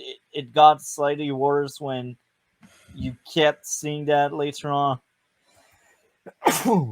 And yeah, the montage, the piecing together the timeline was Mhm. entertaining. I was like, oh, they show you on screen time has passed, and that's good. Keep doing that. The Right. narrator was great. A lot is left to interpretation, which is amazing. Um, and I feel like it has replay value if you liked it enough. That's the caveat. If you liked it enough, it has replay value. If you didn't, Right. it has none. Yeah, but I think it has none personally. 'Cause, I fucked around with it a little bit. When I saw it, I retried some of the parts to see the different outcomes. But in the end, I don't think it was very interesting. I don't think it was worth redoing it multiple times. Yeah. Yeah, that's my thing. So I will read out Cole notes, and Cole, just like me, has seen many Black Mirror episode. Like we were meant to cover 2 Black Mirror episode this week, but unfortunately I didn't have time. But that's also a good thing because he's not around. His thoughts. I thought it was a great movie after this film was when Black Mirror as a franchise started going downhill with season 5 and 6. We are not there yet, but we will eventually when I get time to see these episodes. So I honestly like to think of this as a finale to the once great IP. The Hmm. acting was great, the story and concept was intriguing, with a lot of fantastic world building tropes to that era with game creation and other things. I do agree, like with what he said, the lore was cool, the universe was cool, but that's stuff we already have seen. Yeah, exactly. And as far as because I think sci-fi as a film genre, it's the one that can say the most about society and about like where it's going. Yeah, And so I think it's very important that as a genre, for film in general. But I don't get what it's trying to say here. And again, I yeah, think it comes with the problem of it tries to be a video game. It tries to be an interactive story experiment.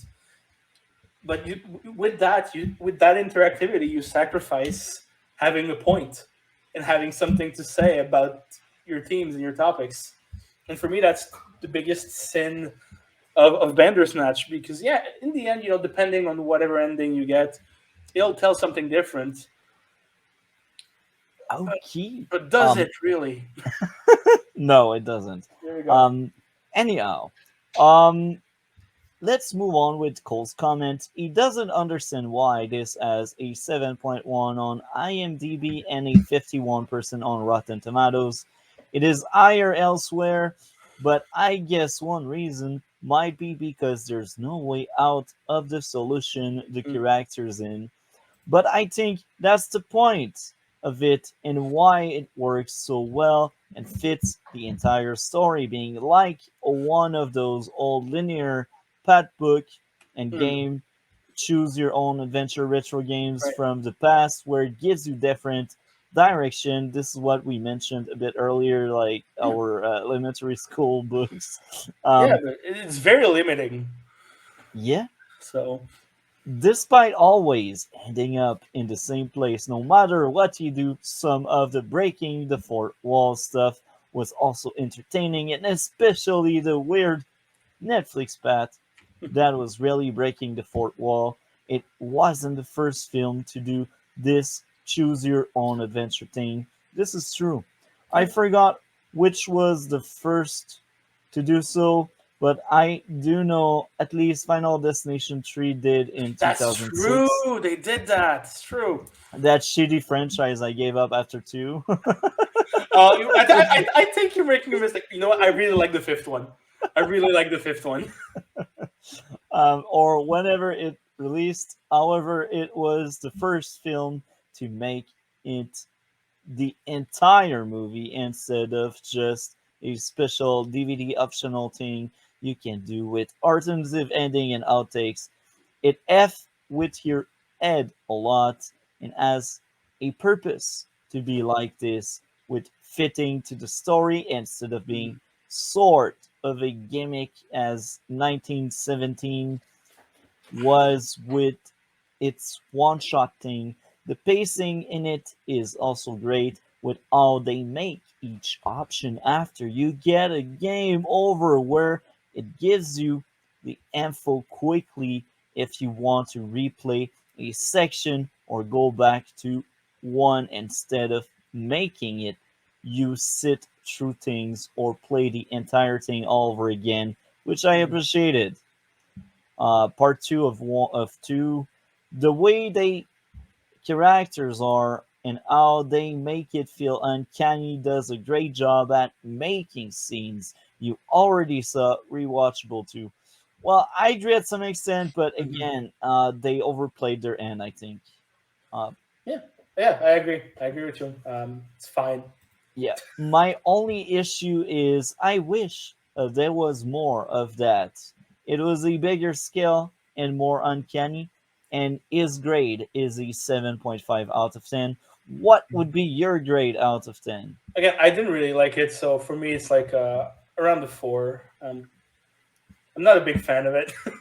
Okay, when it comes to me, it's a strong 7.5 out of 10. And Yeah. 7.5 out of 10 for me is like good because 7 is average. The point 0.5 makes it very different. For me, a point 0.5 is like a leap. It's like they go a floor higher, you know? Mm.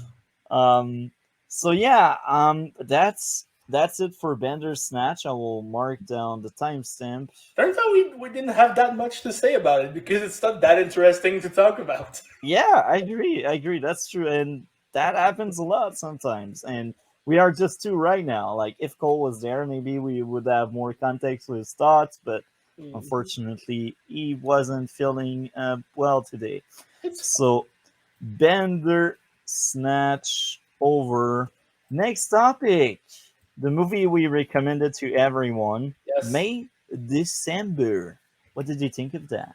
I love it. I think it's yeah, it's my number fourth in my top of the my best of the year. Um, and what I think is very interesting in this movie, despite like other than the direction of Todd Haynes, because Todd Haynes is an amazing director. Um, you really have a movie that deals with really heavy subjects, like trauma, pedophilia, stuff like that, right? Yeah, But it's directed like a melodrama. It's very over the top in some of the shots, in some of the acting too, in the direction, yeah, and it makes it very interesting because you have the way it's structured. It's almost like a mystery movie. It's almost like a mystery because you're following mostly like the point of view of Natalie Portman's character, this actress who is trying to portray Julianne Moore's character in the movie in the best way possible. But since she will not divulge information, she kind of has to dig around, interview people, and try to find out as much as she can about Julianne Moore's character's life to be able to portray her. And I think that's a very interesting way of doing it. And yeah, I think that because that Natalie Portman, she is very much at the center of the narrative. But the real heart of the movie is Charles Melton, who plays the husband of Julianne Moore. That guy, so that guy had a really tough job with this guy with this character because he had to portray a guy who kind of a teenager in an adult's body who has to pretend to be an adult. yeah. It's such a difficult part to do, and he nails it to me on every extent, and especially like that beautiful confrontation scene with Julianne Moore in the bedroom, where he's barely able to tell her his piece, and when she replies, he cannot get a word in, and you can really see all the vulnerability and all of the pain that he just realized that he has. So basically, we have a movie about this guy who realizes that he's been abused, who realizes that he's the victim of someone, and who realizes that she is not a good person, and he's built his entire life around this woman. And you have like this beautiful sequence, near the end when at the graduation of his kids, and everyone is sitting, right there in front of the stage, and he's outside. He's looking at the graduation through a fence and crying. And it's very much up to interpretation. But for me, that part, just him, realizing that his kids had something that he really never could have, which is, a childhood. They were able to actually be young and experience it, which is something that you never could have. And you have, the manipulation from Julianne Moore's character towards basically everyone, like the way she has these big spurts of crying about anything really that doesn't satisfy her in her life, and he has to be there and comfort her. That is so manipulative, and Julianne Moore does it so well. It really is beautiful, and she's very devious in that sense, with the whole backstory with her uncle, with her brother, which it's kind of left ambiguous if it happened or not. And I really like this. It's like, okay, maybe she is in cahoots with her first son and everything. And so you have this woman who is a bad person, who really thinks she is not a bad person, and she shows the good parts of herself to that actress. But the more the movie progresses, the more that veil flies away, and the more you get to see who the real person is. That this horrible, manipulative, abusive woman who just thinks she's owed the world, and she's kind of this this queen, this sort of suburban queen who really thinks highly of herself, and who thinks that everybody loves her when they just pity her, and they just pity her husband. It's beautifully done, and the music also is great. It almost has those those soap opera feel. Every time like something dramatic happens, but it works so well, not only to portray the drama, but also the comedy that comes with it. And I saw a lot of people talking about the comedy, saying that they didn't feel like they were comfortable enough to laugh because it dealt with such heavy subjects. But the way that it does it, I think it is funny. It's voluntarily funny, and the movie tells you very early on with the hot dog line, when she opens her fridge and she's like, "We don't have enough hot dogs," and there's this big zoom in, this crash zoom on her. Yeah, and as far as Todd Haynes' films goes, I think it's one of his better movies. If you don't know, Todd Haynes was he was like a director that created with Greg Araki the new queer wave of cinema. He's gay, and he's talked about being gay, and like he made movies about gay people. And this is a sensibility that you don't really get to see that much in the mainstream, especially for a freaking Netflix production, who usually goes for really, really safe movies, and they don't really like to take risks. But here they really did, and it fucking paid off. I think this is one of the best films of 2023. It really blew me away. I saw it twice, and I really want to see it again. And one last thing about Natalie Portman's character, who's this TV actress, and you don't really know her status, like what kind of shows or movies she does, but you know that she is sort of famous. And I really like the way that she deals with her job in the movie. Like you have all scenes are beautiful, but that scene where she talks to the director about like the kids that she's gonna see that are supposed to play Charles Melton as a kid in the movie that she's doing, and she's like, "Oh, they're just not sexy enough." Because you can see that she also gets invested in that world and that twisted mind of Julianne Moore's spider web. Yeah. It's such a good movie, and she keeps talking about how she wants to make like a really good, classy film about this story, and not like the tabloids, not like the bad stuff that came before. And then at the end, when you do see the way she acts in that movie, and you do see what it looks like, it looks exactly like a bad exploitative movie that really doesn't care about the way it portrays the people in it, and how it is going to affect their lives. Yeah. So yeah, this movie has a lot to say about how we portray people in, based on the true story movies. How these people actually have lives, they exist, and the way they are portrayed in a movie can actually have an impact on their real lives. And I think that's great. It's very smart, very well written, extremely well directed, extremely funny at times, and did manage to make me cry and to make me uncomfortable. Yeah, I cannot recommend May December enough. So yeah, that's my take. Sorry, Okay. that was kind of long. Sorry. That's fine. Look, sometimes my rants are long. Sometimes I talk a lot when I'm passionate about something. So that's fine. That's natural. So side note, this is not an issue. This is really like a side note. Like I was looking at the movie and the premise of it. I'm fine with them humanizing the girl that assaulted the kid, but I can bet they wouldn't do the same, and they wouldn't do that much effort into humanizing a man into the same situation. Okay, I do have something to say about that. So I think that showing someone as a person and agreeing with their actions is not the same thing. And I don't think that the director agrees with her actions. It just shows her as a person. Yeah. And like I think that's important too. Like because as people we are often very uncomfortable when we see like people who do horrible things, and they are shown as just being human, because we like to see them as monsters. Like Ted Bundy, for example, who murdered several women in horrible, horrible ways. And then the movie came out about him, and he was portrayed as a guy, because that's what he was. He was a guy. He was not this monster working in the shadows. He was just a person who did bad things. And it's not because you show someone as human that you agree with them.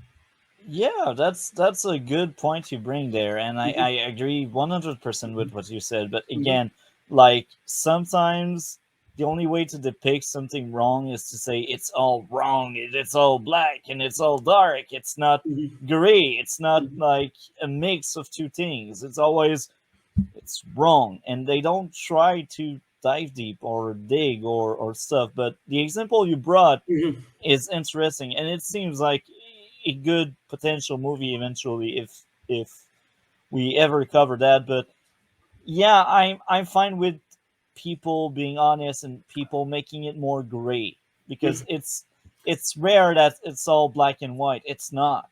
Yeah, life isn't black and white, so Yeah. So that was my side note, because I feel like they portrayed it as gray because that was a woman, and I feel like it would have been black and white if that was a man doing the nah, same I kind don't, of things. I don't think so. But because again, I'm thinking about Todd Haynes as a director, who's always very nuanced in the way he approaches things. So I don't think that he would have done that. And also, the movie flips the roles, right? Because usually it would be the opposite. You would have a man being the abuser and a woman Yeah. being the victim. But in this Yeah. case, it's very much the opposite. And they, chose Charles Melton, who was like Reggie in Riverdale, and he's this 6 foot something guy who's very much, muscly. He's in shape. He looks strong, but he is in this one. He's so vulnerable, and he seems so weak. Yeah. Compared to her. So I think it's a very interesting flip of that classic situation that you would have. On that, I agree. I because that kind of situation exists, and Yeah. it exists much more often than we know and notice, because they go under the radar. Yeah, Because they, first of all, media don't want to really promote that kind of stuff, and that's fine because you don't want to promote that. But like, you can bet like that kind of situation happen much more than you know. yeah, of course. And it's not, again, it's not always men.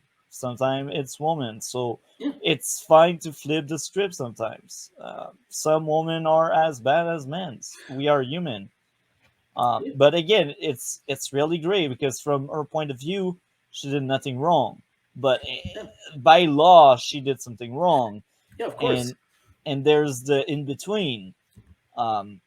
So yeah, it's very nuanced, and that's the strength of this movie.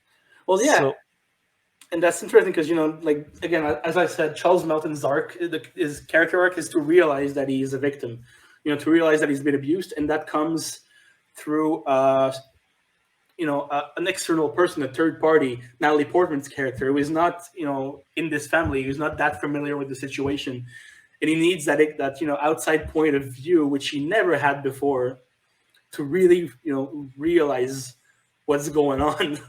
Yeah. Which is what the metaphor with the cocoon and the butterflies. He is still that, he is the butterfly in that cocoon, and he needs to be able to get out of that relationship to actually live and be free. Yeah. So I only had 2 issues with this movie, and again, these 2 issues are the same, but they are at different places. And you mentioned like the backstory with the boys and stuff. This is not one of the instances, and I know because what you mentioned about the brothers of the girl maybe draping something stuff like that. Maybe it happened, maybe it didn't happen, maybe it's somewhere in between. Yeah. This, I thought was fine. Like the way they depicted this on the movie was great because you don't know if you can trust what is told to you, because she's not really always 100% honest. Sometimes she will leave parts elsewhere and pretend it doesn't exist. So my 2 issues are the same. Telling instead of showing and telling instead of showing. But again, it's not like that story with the brothers. It's other instance throughout the movie where I feel like maybe they should have like shown more stuff, because Like I was what? like, I will be honest, I can't remember, but I because as I said, like every topic we covered today, I've seen them all within the week, so it's scramble. It's all mixed up. Maybe you're talking about that conversation that he has with Natalie Portman's character on the beach when he's walking the dogs. Yeah, I think that's one of the 2 instances. Yeah. And the other one is probably somewhere in the middle, like in the middle of the movie. But where exactly? But the beach moment, yeah, I can bet that's at least one of these 2. So yeah, so I have a lot of likes. I thought the music was great. The humor was well made because Very funny. it didn't try hard to be a comedy, but it made me smile many times. Um, and the writing of the character feel really good. Like these characters can really exist in the real world, and this is the beauty of this movie. It feels very grounded on the way they are depicted. The way that the story is told to everyone is also amazing. Yeah. The sad backstory and the lies and the manipulation, it's all great. Yeah. I was hooked. I really liked that movie a lot. Both lead actresses are enjoyable to watch play each other.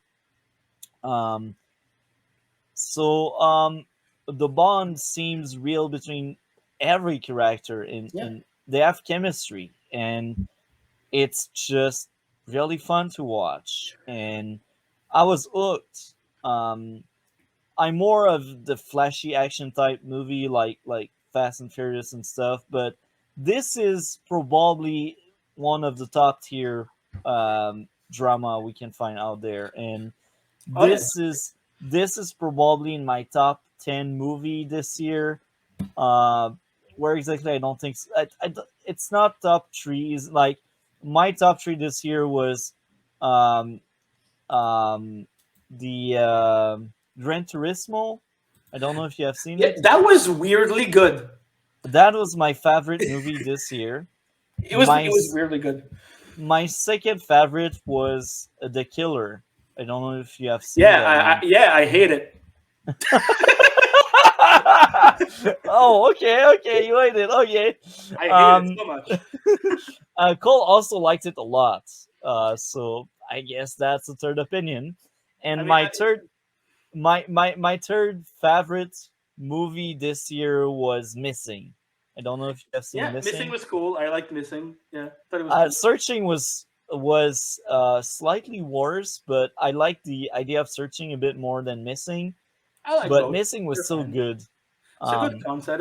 It's a good concept. It's well executed. Yeah. See, we don't have So the same top three at all. this is my top three, and I've seen like most big Yeah. ones. Like the only big movie I haven't seen that is really known by everyone is like Aquaman, because I ate Ember Turd.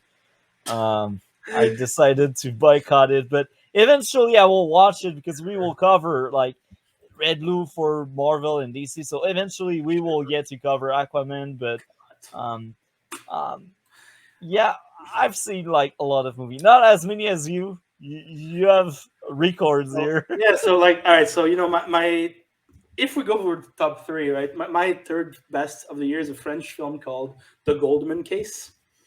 It's Oh, yeah, and it's a trial film. It's based on the true story of a man named Pierre Goldman, who was a left side, political left activist who was tried twice for the double murder of two pharmacists during a robbery gone wrong.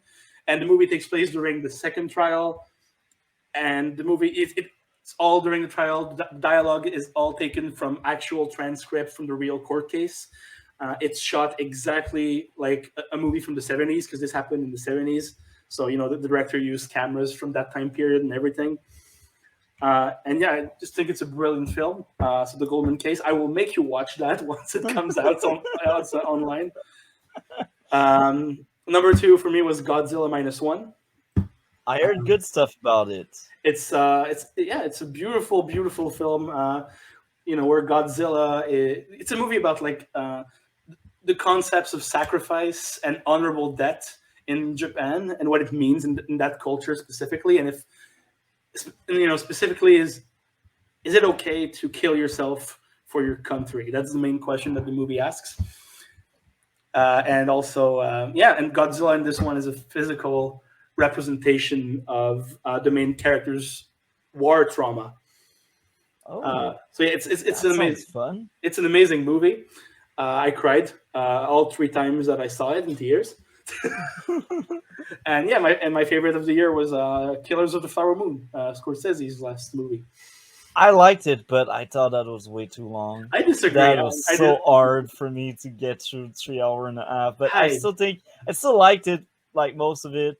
I think it's a good movie, and I enjoyed the trip. I was like, oh, it was worth the ticket, but it's not my favorite. It's just a solid movie I liked. And Cole was in the same boat as me, and he was actually surprised. It was like, oh, you liked it that much? And I was like, yeah, I liked it that much, because he was like, that's 3 hour and a half, you will hate it.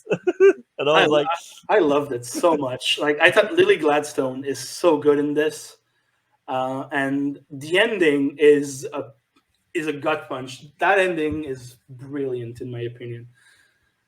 and I got one honorable mention, Anatomy of a Fall. I Yes, really liked it. it's great. That was a really good movie. It didn't make the cut of the top three because I thought there were issues with it. But again, my top three, I can't remember missing if that was a 10, or like if it wasn't a 10, that was a 9.9, which is Yeah, almost a 10. Sandra Hüller, the main actress from Anatomy of a Fall, has had one hell of a year. She's also in one of my favorite movies of the year, which is The Zone of Interest. It's not out yet. I saw it at a festival, so it's not out yet fully. It comes out in January this month, and it's a movie about the Holocaust. And basically, you follow Rudolf Haas, who was a real life Nazi, who was the director of Auschwitz. Wow, And that's nice. he's the main character, and Sandra Hüller is his wife. And basically, the movie is about their lives, their day-to-day lives. So and they live like right next to the camp.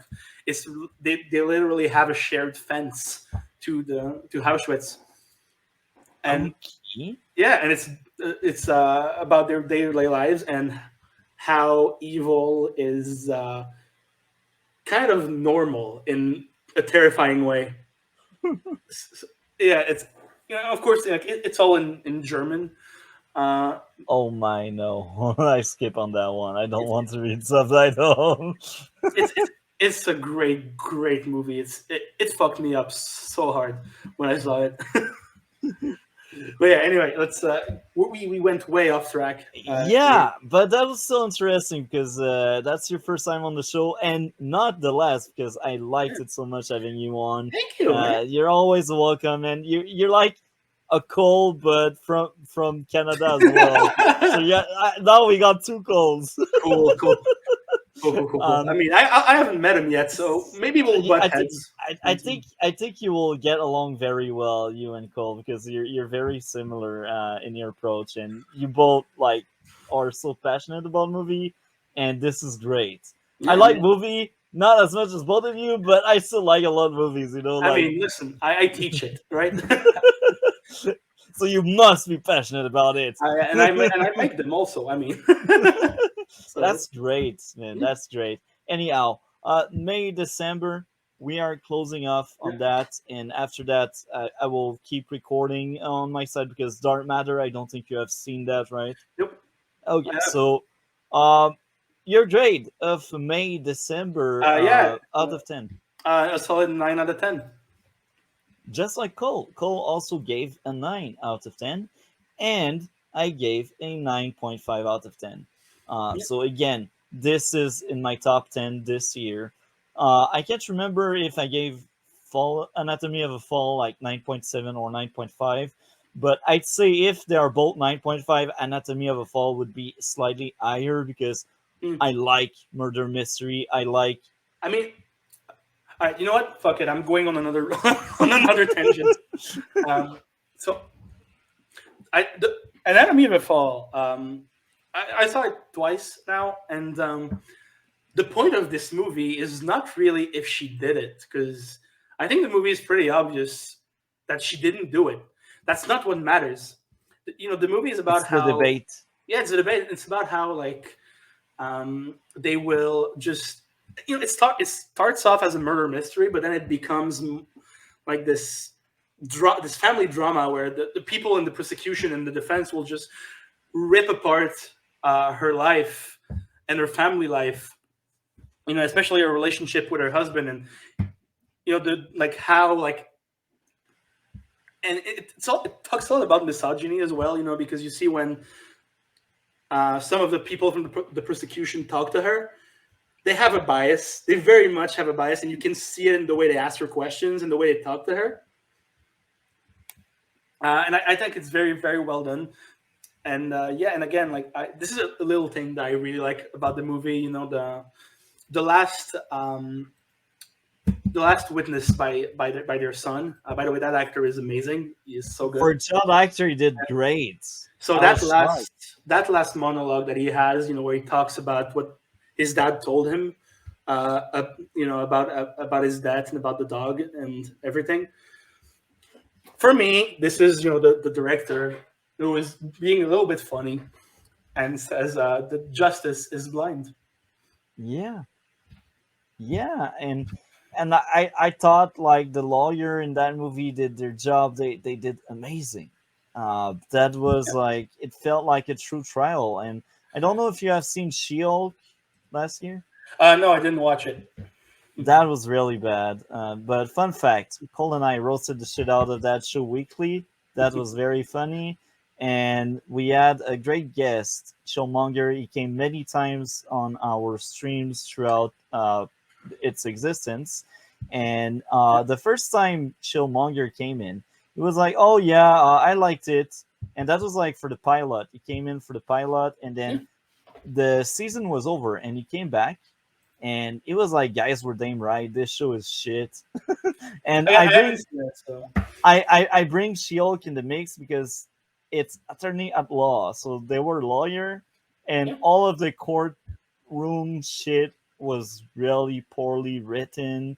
It was stupid. I was like, what are we watching? It's like, if you want to roast something, if you want like to suffer through something that's really bad, I highly recommend She-Hulk. I don't know. I feel like I really did my share of suffering with Rebel Moon. But I don't know. That for me, that's just how Marvel is now. I just think that they have become very bad. But yeah, so yeah, Anatomy of a Fall is a brilliant film. I think it's great. And if you like that, I think you would like The Goldman Case a lot because it's also a trial movie. Yeah, Except that this one, instead of being fictional, it's based on an actual trial. yeah. And it's very interesting because what the question that they ask in this one is, what happens when you judge a person for their political beliefs instead of their actions? That I like the premise. Yeah, That's so disgusting, but this is something that happens so much. because Pierre Goldman, the real guy, was very much, he was on the left, not quite an extremist, but almost, and it wasn't, it was in France in the 70s, and it was very much a right-leaning country politically at that time. And so, so everyone judged him for his political beliefs and everything. And there's so many great lines because like, again, like the dialogue is the transcript of the actual trial. Yeah. And so there's a moment because he was Jewish, and at some point, like, he says that he was arrested because he's Jewish because the cops were anti-Semitic, and so the prosecutor asks him, "Are you implying that this country's police force is racist?" And he responds, "No, not only am I implying it, I am declaring it." Wow. Yeah, it's a great movie. Since you are the one that brought politics into it, I'm wondering, are you left-leaning or right-leaning or centrist? Very much left-leaning. Oh, I like that answer. So this is juicy because our Wednesday stream this month, by the end of the month, we will have the topic, the culture war. So are you aware of that, the culture war and stuff? Yeah, I am. Okay, so would you be interested to join us? Because we've been searching for that left-leaning person to talk about, and it's really talked about because, again, it's not a debate. I hate debate. I think they're toxic. It's just about asserting dominance. I think a discussion is more it's more appropriate. It's more fruitful. Sure. I mean, come on, like in any type of context, discussion turns into a debate at some point. It just happens, especially when we're talking politics. Not really, if it's controlled. Yeah, sure. Because I'm a centrist. We are all centrists, but we needed that left-leaning person.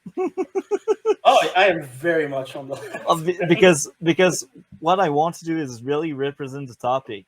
That's why we pushed it back. We were supposed to do it like in October, and we didn't find any leftist, so we pushed it like November. Nobody came. December, nobody came. So I was like, okay, You know why? January, I can tell you why. They're scared. Because it's annoying to debate with people in the center or in the right because they refuse your arguments. It's not a debate again. That's a discussion. That's what I keep specifying to people. Like, we will, as a group making this panel, we will trade the 4 questions we will address, and we won't add more to it. We won't. Yeah, sure. This has gone way off topic. Jeez. Yeah. Anyhow, where people can find you? I mean, I'm not really anywhere. I have a letterbox, I guess. So send it to me on Discord or else, and I will link it in the description. I'll put it in the chat if you want to. Yeah, I'll put it in the chat right away. I always ask that for everyone that has come. Like, this way people can find you. Yeah. Oh, I cannot seem to post it in the chat. So maybe you just send it to me on Discord. I will I put it in the private. I put it in the private chat. Perfect.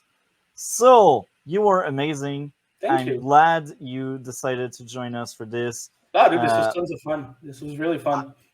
I'm looking forward to talk more about movies and shows with you. And just like last year, once the award for the movies are are done and they voted and stuff, we will dedicate a segment of that stream just to talk about our reaction to the award. We won't watch the award, but we will like react to the nominees, who I they mean, we should chose. listen. We should do predictions. That would be fun. We can suggest the idea to Cole. That That's what could I be do fun. in my household with my roommate and a few friends. Like every year we do our Oscar pool, and we just we just do that. We watch the Oscars and get drunk. It's fun. That's amazing. You sound like you have great time with your roommates. That's wonderful. Anyhow, we will talk later. Have a great day and take care, man. You too, and yeah, I will gladly come back. Thank you for having me on. Thank you for coming. You're amazing. So are you and everyone involved. Right. Thank you. Take care, my friend. So, final topic. We are doing Dark Matter. This show was amazing. I wished Cole was around to talk with us about it, but he wasn't. Things happens. I'm right now. I'm looking into my notes, and we will find these notes shortly. Okay, this season I had a blast, and this season it deserves a well-deserved grade, and I won't spoil it yet. So season 3 they did lots of things. Time travel, that was well made. What else did they do? They did parallel universe, just like season 2. They did robot android takeover, that was exciting. um, the entire season is just like wow. My biggest issue with this season is how they ended the show, because the show got canceled. And I will be honest, cancellation sucks, but we can still hold it against the show because they are the one that were greedy, that were thinking they would get renewed. It's sad to say, but that's on you. There are many shows that got canceled, but they still had a proper ending, or they still tried their best to close off what they were doing. The perfect example would be Stargirl TV show. It had great ending. Yes, we had a plot hanging there, but the ending was still there. You felt like when you were going back and watching again, you had the entire product. With Dark Matter third season, you don't see that because they're like, there's more, but I will never see more. And it's sad. They could have closed off stuff. They could have ended the story with the third season, but they did not. And I'm excited. Eventually, I will get into comics when I get the money, when I get the time, because I place my money in a bunch of stuff right now. And yeah, eventually I will get into the comics. And I'm excited to read out these comics to see how it goes. Um, so yeah, the ending. Another show that got somewhat canceled would be A Black Lightning. And again, we just have a plot hanging there, but the entire story was done and over and well made. So we will read out Cole's thoughts. Dark Matter Season 3 from Cole. What sucks is I heard online that they only covered half of the actual comic book stories and it got cancelled after Season 3. There weren't enough TV rating to renew it, so they told them no with their pitch for Season 4. Either way, I enjoyed this season too. The lead actors did a fantastic job this season, and the humor and action were great. I agree, Cole. You're amazing. We are on the same page on that. I thought the storyline was a bit weaker in this season compared to season 2. I disagree, but hey, I feel you. But I still enjoyed it, even if it didn't do anything new. The payoff of certain setup wasn't the best, but it was okay. This I agree. I like that idea. I would watch Firefly over this, but this is an alright second option. I disagree with you, bro. I prefer Dark Matter over Firefly. It just sucks they ended it already. I hope The Expanse gives us more of an ending if we ever get to it. Not sure if I will be able to watch it. Dot. Okay, okay. So its top three episodes are Episode 4, Episode 7, Episode 9. Its bottom three episodes are Episode 3, Episode 6, and Episode 11. Now, I gotta say, I had a blast. This was a really good season. So, my top three would be Episode 11 with a 10 out of 10. I liked it so much. That was a well-made episode. That was a good one. Um, my second favorite this season. Well, actually, no, I'm wrong. So, number one in my top three. My favorite is episode 3. And episode 3 is a 10 out of 10. And in my notes, I marked down great ending for the former cop, but he came back on a very interesting way. And this was probably top 5 episode in the entire show. That's why it's my favorite.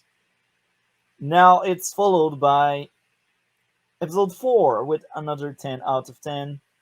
Great episode. Top 10 in the entire show. And then the third one in my top 3 would be episode 11 with another 10 out of 10. My worst 3 is where it gets interesting because it's really hard for me to pick them apart, as we say.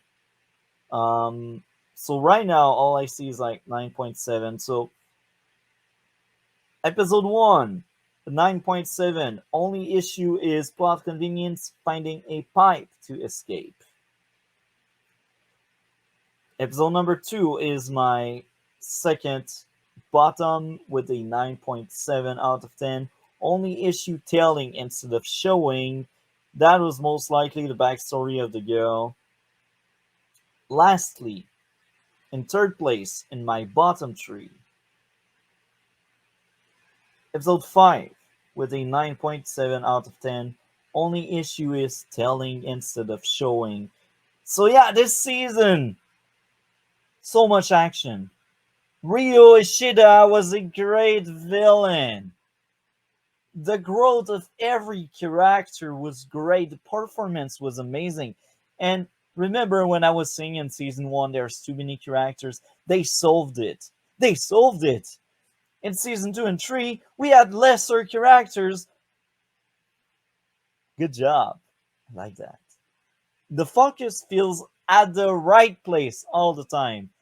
That's why I think season 3 is flawless.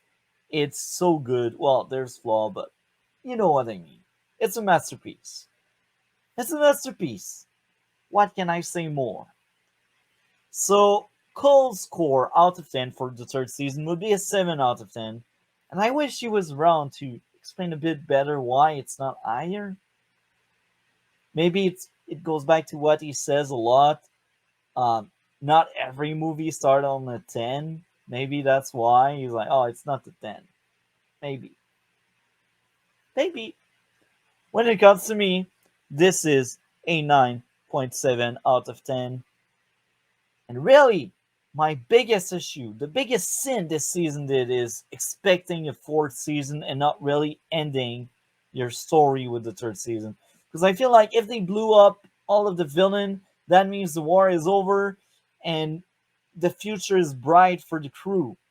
But no, there's like a bunch of black ship appearing out of nowhere and you don't really know how it will go after that. They really pushed their luck too far, and this is sad. It feels like Legends of Tomorrow.